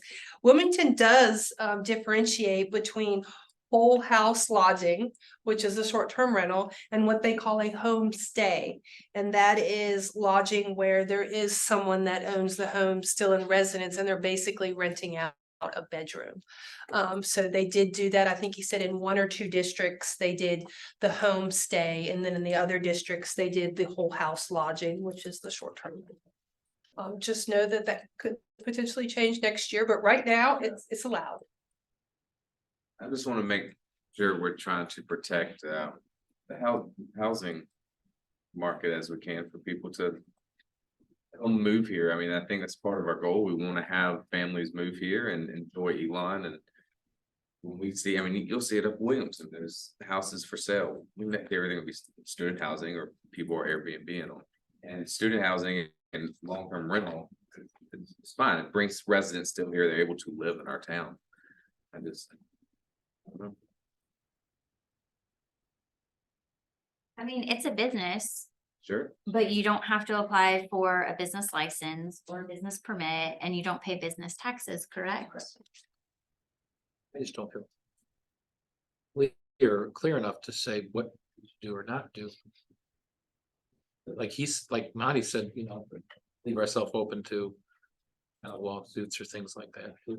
But our attorney is saying that as long as we stick to the zoning, Right. that we are That's what- protected Yes. at this point. You If the absolutely- legislature passes something that says we can't otherwise, then Back with the text amendment to change the code to meet state codes, kind of like we did 5-6 years ago when they changed sign regulations. So you're saying keep it as it is right now, then. No, I'm saying if y'all would let me know what you would prefer, because it sounds like I'm hearing no in SBR, maybe not in NBR. You absolutely can regulate it based on the zoning district. Okay. And that would be fine and legal. my biggest concern about saying no in SBR, but yes in NBR was something that Rich brought up, that typically SBR, your homes are higher value than NBR, not always, but potentially. So we're saying that, oh, because you have a more expensive house, you're not gonna have an Airbnb in your neighborhood. But because you have a less expensive house, we're gonna be okay with that. And I have a problem with that. I think that it should be for Airbnb or short-term rentals generally. I think that we should, my opinion, I'm fine with grandfathering the ones that are currently in and not, making them conform, but going forward, my recommendation would be that they're not allowed with single family housing in NBR and SBR, but I think I've been on my soapbox on this one. But allow them in commercial districts. Oh, I'm totally fine with them being in places where there's already, What about, like, for example, like downtown, right? Like we have had a hotel in downtown. So in my opinion, I look at it like a hotel. I can't control who comes in and out of the And everything hotel. else in downtown is rental. But if somebody rents a home next to me, right? They do a 1-year lease on a home next to me, or even, I think even a 6-year lease on a home next to me, or if they purchase a home next to me and they are a violent offender, they have to be registered. I will know that I now have an individual who could be a danger to my family living in my neighborhood, where I don't have that ability when essentially there's a hotel in my neighborhood. Well, I agree. I think the fact is, when you're looking at a Wilmington or Riceville Beach or Carolina Beach, that's a huge part of what their town is set up, is for commercial tourism. While we would like to have tourism here to help with our downtown, I don't feel like this type of tourism is necessarily what we're looking for. And I would have great concerns. I do believe that we should grandfather in the current businesses that are set up this way, but I'm with the mayor, and it's not just as a mother with concerns with that, but we had, earlier concerns about the noise ordinances that were going on. And so, we're losing a lot of control over the feel and the quality of our town. I mean, we've worked so hard with folks that are coming in as far as what they're building and how they're building it and what dimensions it is and setbacks and materials. But what about the people that are living in it? And so if we're not controlling who's living in it, but we're more concerned about the building itself, that to me, I'm more concerned about the people that are living in it than the way that it looks. So that would be my feeling on that. Mayor, you talked about SBR and NBR. I just wanted to ask, there's one other, well, aside from the RUR, there's one other residential district, and that's UBR. What would the town council's feeling be on that district? A lot of it, but it is our most dense residential district that allows for multifamily duplexes. apartments, single family, attached, detached. And in fact, Park East, I think they just did their rezoning to UBR. I think there's some of it scattered around town. UBR. UBR. Yeah, so Yes, that's right like along University. Huntington, the neighborhood over there by the park. There's a few lots over here near where we said the ONI and the SBR needed to be changed to UNV. Well, I guess Sheridan Place, right off of Haggard, that's UBR, Let's see. right near the intersection. It's a long skinny one. Yeah, So this one right here? Yes, it is. And then So it's that brownish color. the other one's private apartment buildings.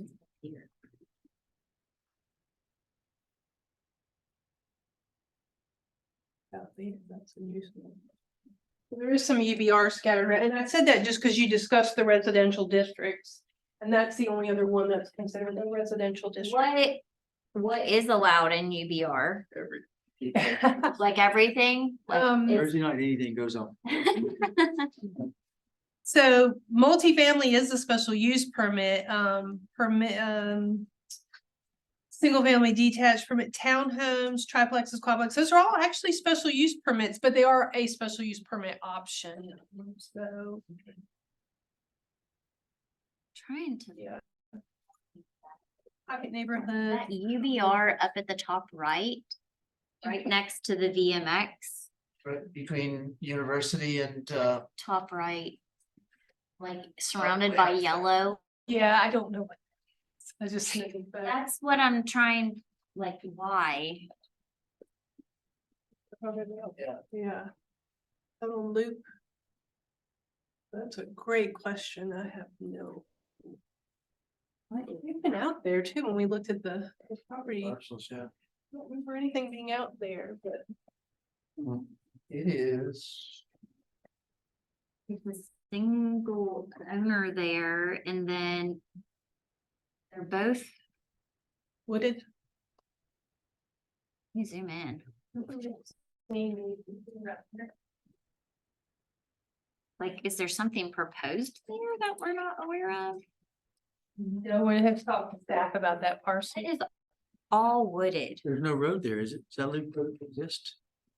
For a short portion it does, because that's where the main property donation was that the town accepted. I think we might need to look at those two properties just. That's. So the larger one has one home on it. It's all wooded. Yeah. And then there is some sort of, They're gonna urban residential.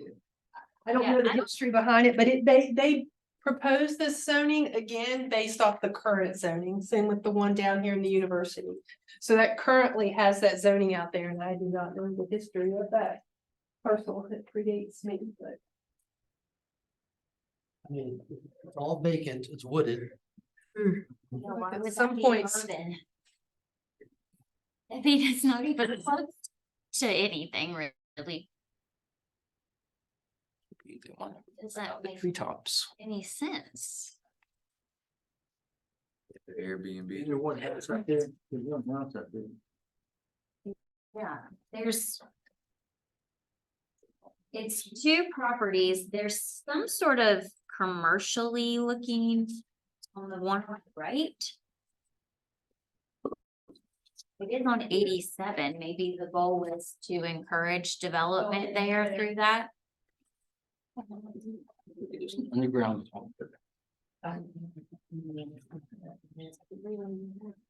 mean, I kind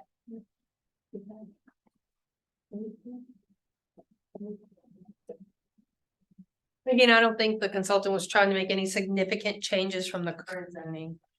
So I guess.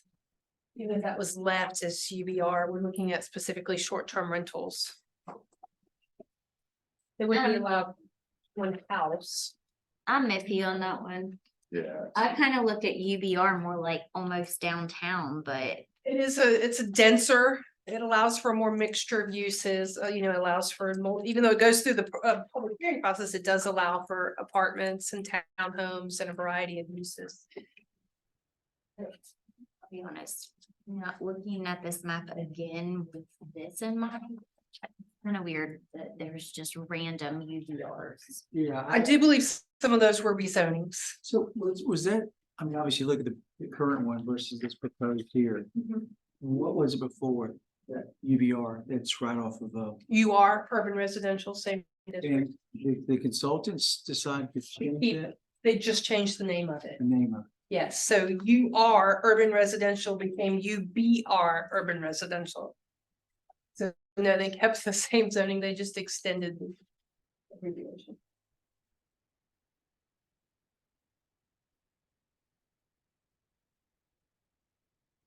Again, if they wanted to develop that they would have to come in with some type of development plan, because even though we talked about multifamily and townhomes, those are special use permits.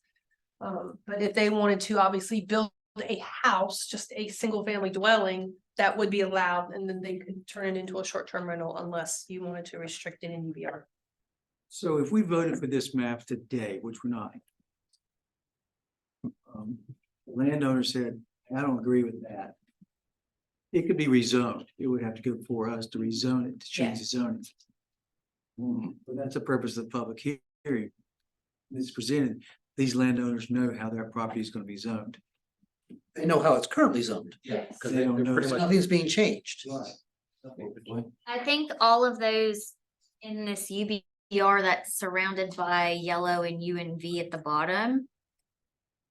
Those appear to all be rental properties. Not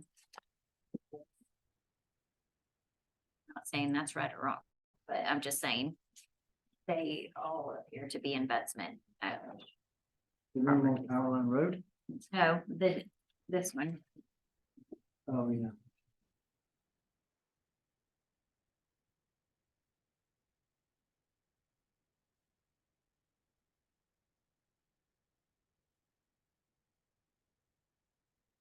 I'm indifferent. Sorry, on the UBR.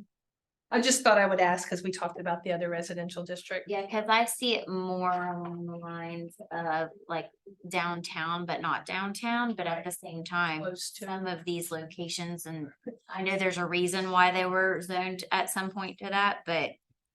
I don't know that it makes sense in all cases.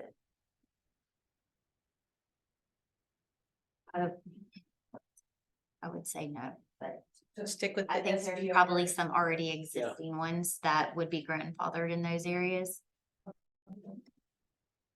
So the SBR and the NBR, and I think for good measure, we just include the RUR, so we've got that side of the chart that they're prohibited. And then starting with UBR heading into the commercial district, they would be allowed. Right. I think I Either way can on follow that. UBR. I mean, SBR and NBR or? and using it the same, makes it a little smoother, but then, shared, looking at it, shared in places. I can totally see that in Airbnb and I'm okay with that. This walking distance of this downtown area. But being consistent, I want people to be able to. Well, again, ballpark, is that NBR? Yes. Are to place student rentals only? Is it only students or is it like different to anybody? Isn't there a difference though between short-term rental and Anybody? student rental? Oh, you buy them?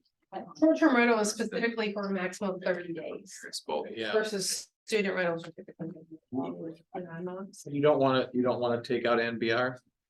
Yeah. Are they taking out? SBR and NBR. NBR, you did say NBR, I'm Yes. sorry, I don't know why. The question is the UBR. We've been looking at this too long. So Good, I just wanted to make sure that, that was included. right now I'm taking a RUR, which there's not much of, SBR and NBR and leaving it in UBR. The only hesitancy I have with leaving it in UBR is that's Park East. Well, that's a good point, that's a really good point. So. Gonna build all the Park East just for it to be Airbnbs. Well, you'll also have HOA covenants in there probably. Yeah, that's true. No, that's. But Definitely for maintaining all the common open space. Way. What would your recommendation be? I think UBR is a little bit different than the other districts.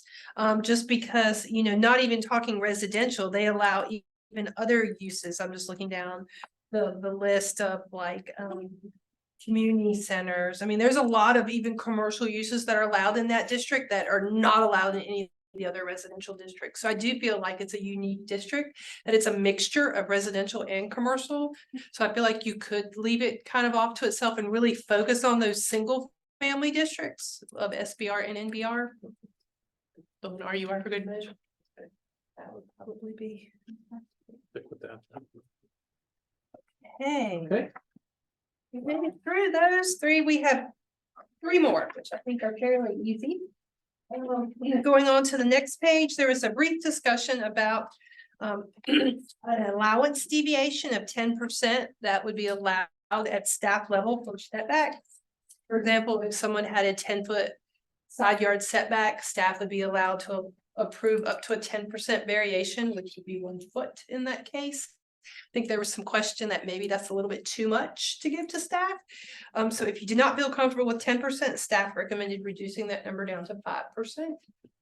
Or you could just remove it altogether and say no, you cannot make any deviations on setbacks. I think 5%. They would come to appeal to us. They would go to the Board of Adjustment or a variance.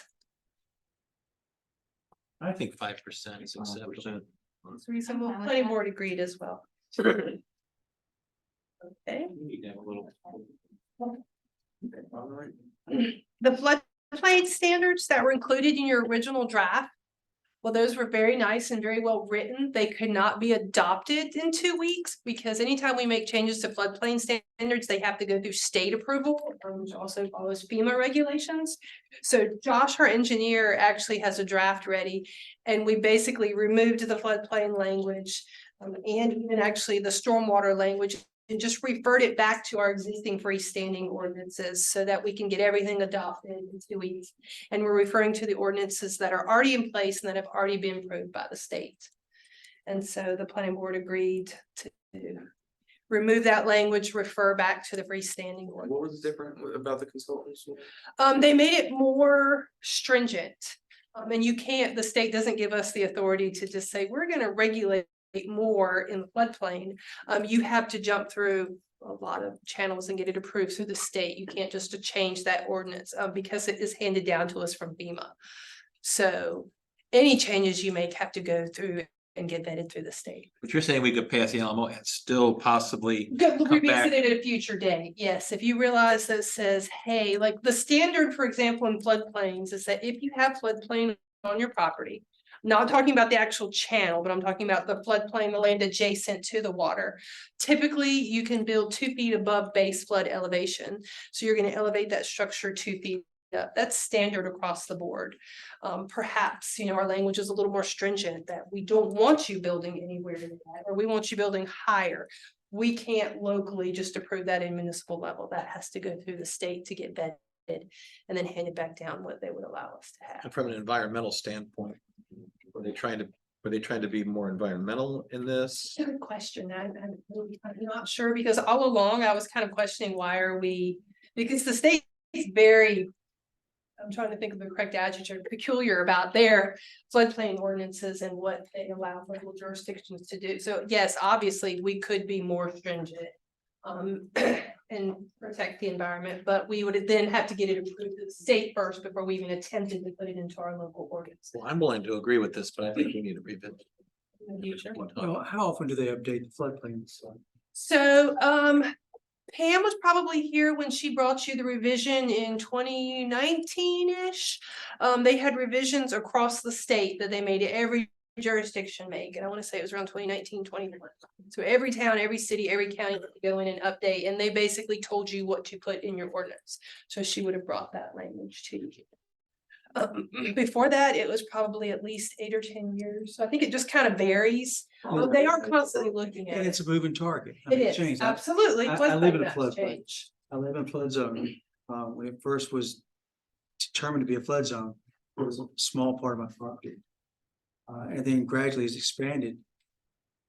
But the water hasn't come up when it's flooded. Now, obviously, it hasn't been a 500-year floodplain.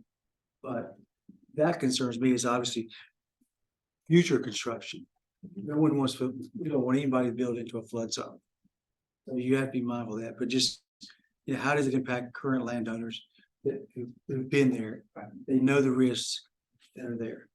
So that's my concern. I just don't want it to be one of these things where we put this out there and now it changed and somebody's built the property based on what we put out there. We have to be very careful about that, I think. Absolutely. And what we're saying right now is let's keep the regulations that we currently have that have been vetted through the state. And revisit in the future. And the state may tell us things in the future as well as they do. Yeah, I think that's a good.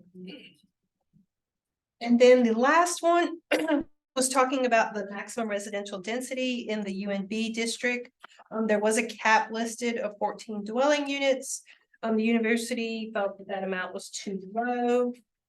Staff went in and read that in the UNB district, oddly enough, they include dormitories in residential units. So the easiest change, staff feels that dormitories should be excluded. We feel that they're their own use, that when we start talking about residential density, from this planner standpoint, I'm looking at single family, multifamily, townhomes, duplexes. I'm not necessarily looking at 32 bedrooms in a dormitory. I feel like that's its own use, which will be regulated by setbacks and by building. So we recommend just the easy fix of excluding dormitories under no law. That's supposed to wake. I'm excited about That's supposed to wake us up, Rich, yeah. That's the last one on. Wasn't, you skipped one. No, it was about the same thing. Yeah. I said we'll go back to it. No, I said we're covering it later. It was the last item I just covered. It's the same In thing. two places then? Mhm. So it's in two places, is that right? Yes, Yeah. yes, it's residential dwellings in the university. Brandon pointed out to me, you have that listed twice. Oops. Sorry, there were so many comments that we just didn't realize that we listed it twice. It was a little bit different wording, but it was the same residential. I would like to also really quick add that you also had a tree and shrub list included in an appendices. That was an attachment that was drafted by Pam. And then Josh also drafted a street cross section, which I included, which the language is already in the LMO. He was just giving us a visual graphic for people who like to see what the street looks like with the sidewalks and the trees, etc. And I think that was all that I had for you this evening. I was basically looking for guidance on these particular topics so we can go back, make the changes and bring it to you on the 27th. Yes, let's go ahead and open up the public hearing.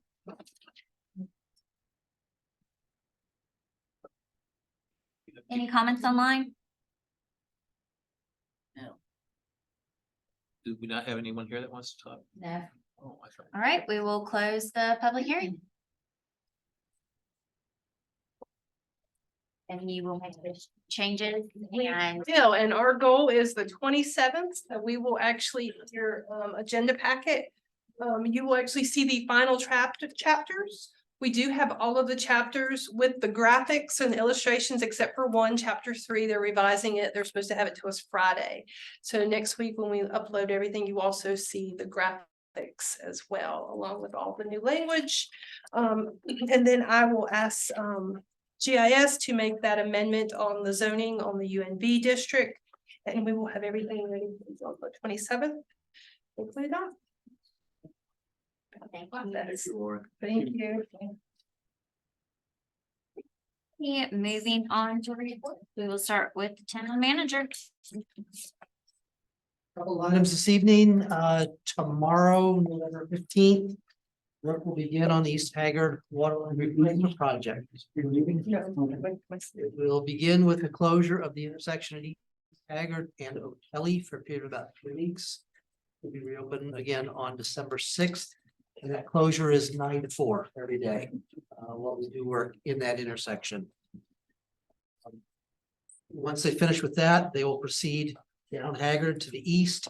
And each construction zone as they move along, there'll be daily closures of one lane from 9 to 4. traffic control to allow traffic that goes on that single lane, discrete and separate pedestrian, walkway areas that will be separated from construction and from traffic. It is anticipated this project is going to take 8 to 9 months. So we are looking at early August of next year when this project is hopefully going to finish up. And behooves us to remind you, or behooves me to remind you, that this project is being funded through state funds, that state ARPA funds that they provided to us in last year's state budget. On other construction news, downtown plaza is creeping toward completion. Yesterday, today, working on the railing on the backside, on West College. We are waiting for the delivery of a light post, which is scheduled for sometime this week. We'll hopefully that shows up. If they show up in time, they will be installed, and we should have completion by sometime next week. And allow Public Works the opportunity to get out there and set up the Christmas tree and the menorah in time for our hometown Christmas celebration, which is on Saturday, December 2nd.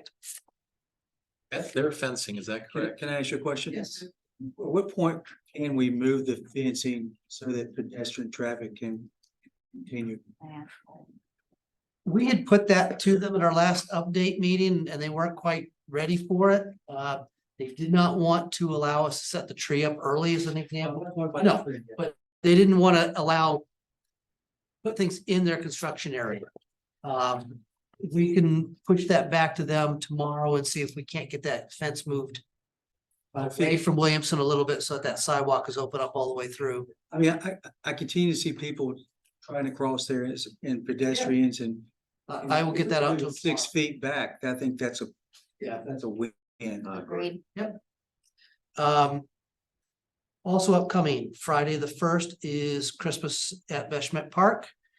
And I believe it's December 9th will be the, I'll call it the, I'm not sure what Phyllis is calling it, but the light festival at Slate Park is anticipated that evening.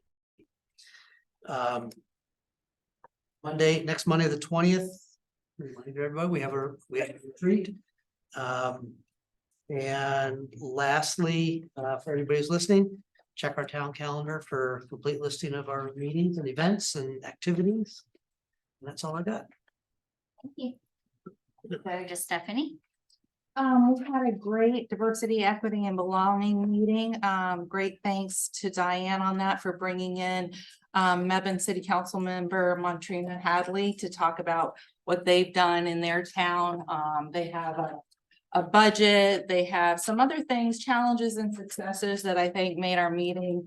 I think Mr. Woods might agree with me on this, made it a very interesting meeting, went for an hour and a half and brought up a lot of different things that we have that we want to work on, looking at the LMO going forward, that type of thing. So it was a great meeting. It was really helpful. I would like to look further. I think Alex, when he spoke, I don't think there's going to be left from the fraternity here, but when he did speak, I did look up the class 3 misdemeanors, and this is comparable to having possession of marijuana.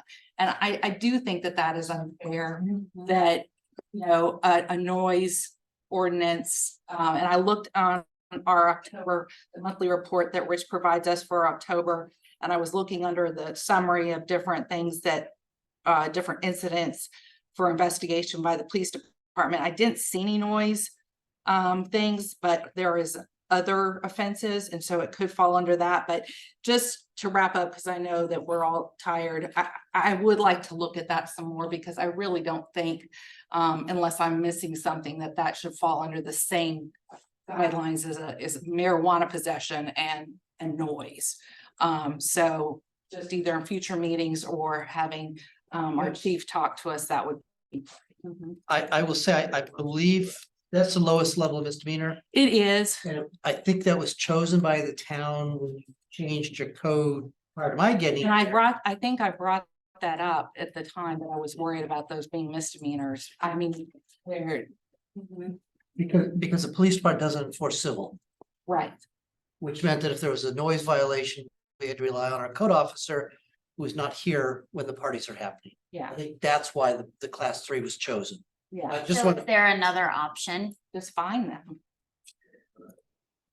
I think that's the question is, Well, we can look do into we it. have other I options? mean, we either make it a, Come back we with either make it a land use violation, which That has no teeth. has very slow teeth. Mhm. We could make it a civil violation, just a civil code.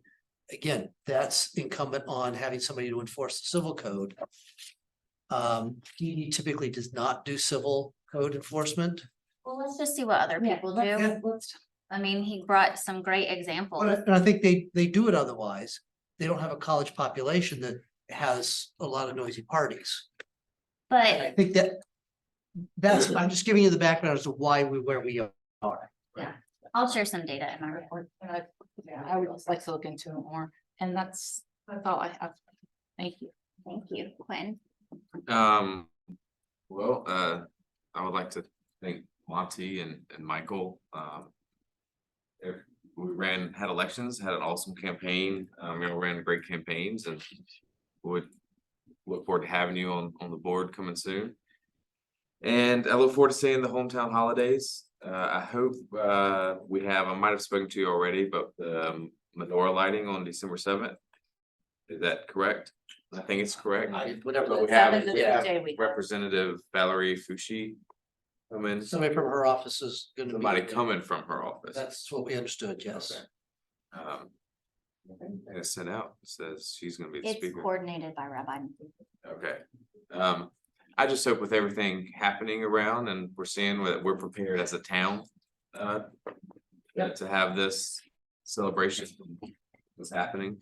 Other than that, I look forward to our next meeting right after Thanksgiving. Thank you, Randy. Our next meeting is before Thanksgiving. Our retreat. Yeah, well, Yes, Randy. I wanted to say congratulations to Mr. Woods as well, and to my two colleagues here. And we'll see how our new council begins very soon, and Mark, 16 years, pretty impressive, so that's pretty good, so yeah, so. It's pretty neat.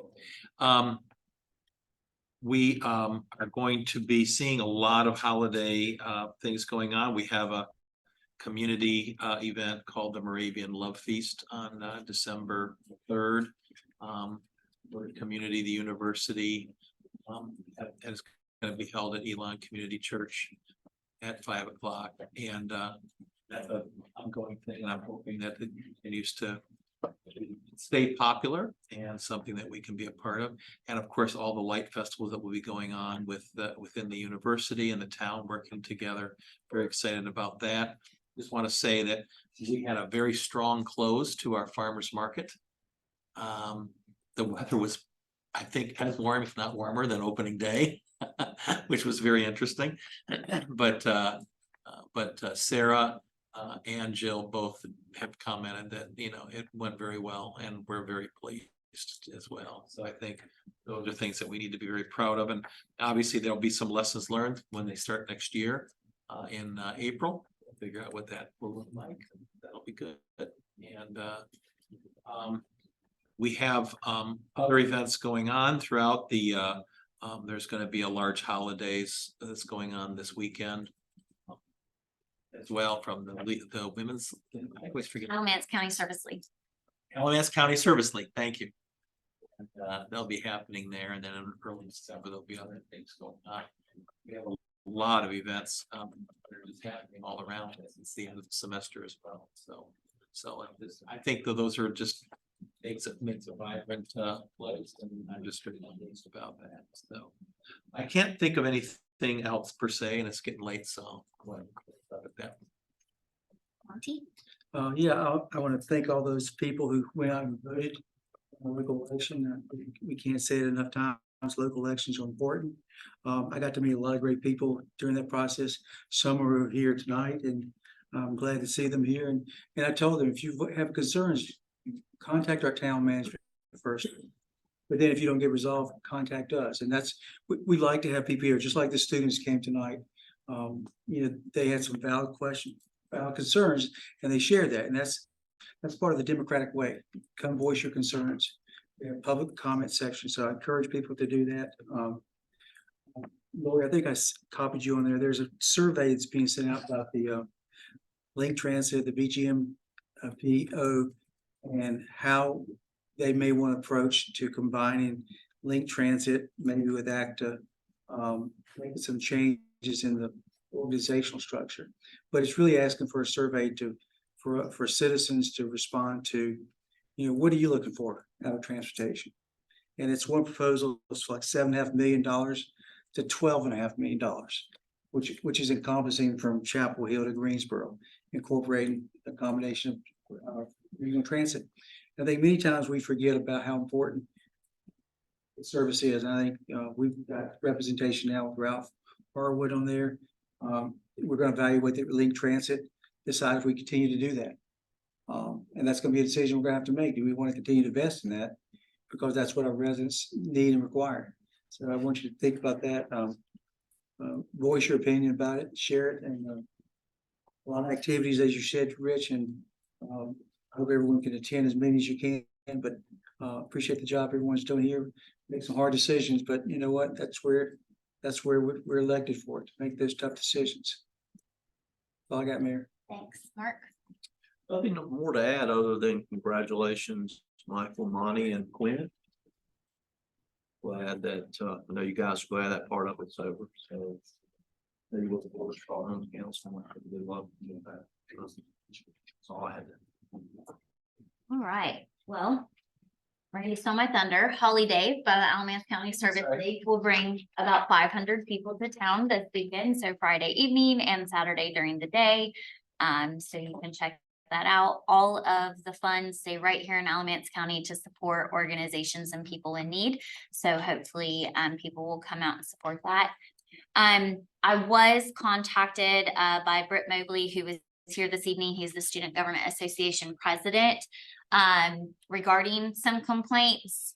And based off of those complaints, I sent him, this is a very lengthy text message on the data. Students account for approximately 50% of the Elon population totals. In 2022, an average of 17% of all police interactions by month were among students. Thus far in 2023, the average is 11%. Top interactions 2022 were speeding, underage possession or consumption, open container or public intoxication, running a stop sign or red light, and then noise. I combined some of those above. Noise came in 5th with those combinations for a total of 13 citations in 2022. Top interactions in 2023, exactly the same, other than open container took number 2 versus underage on number 3. 5 total noise citations through September. In 2022, 10.7% of noise complaints resulted in citations. In 2023 through the end of September, 9.1%. And, I said to him, I understand the concerns. I think, in my opinion, the biggest concern is the penalty. Like, is there another penalty that we explore? But the data does not speak to targeting or overzealous policing when you only have 10.7% resulting in a citation last year, in my opinion.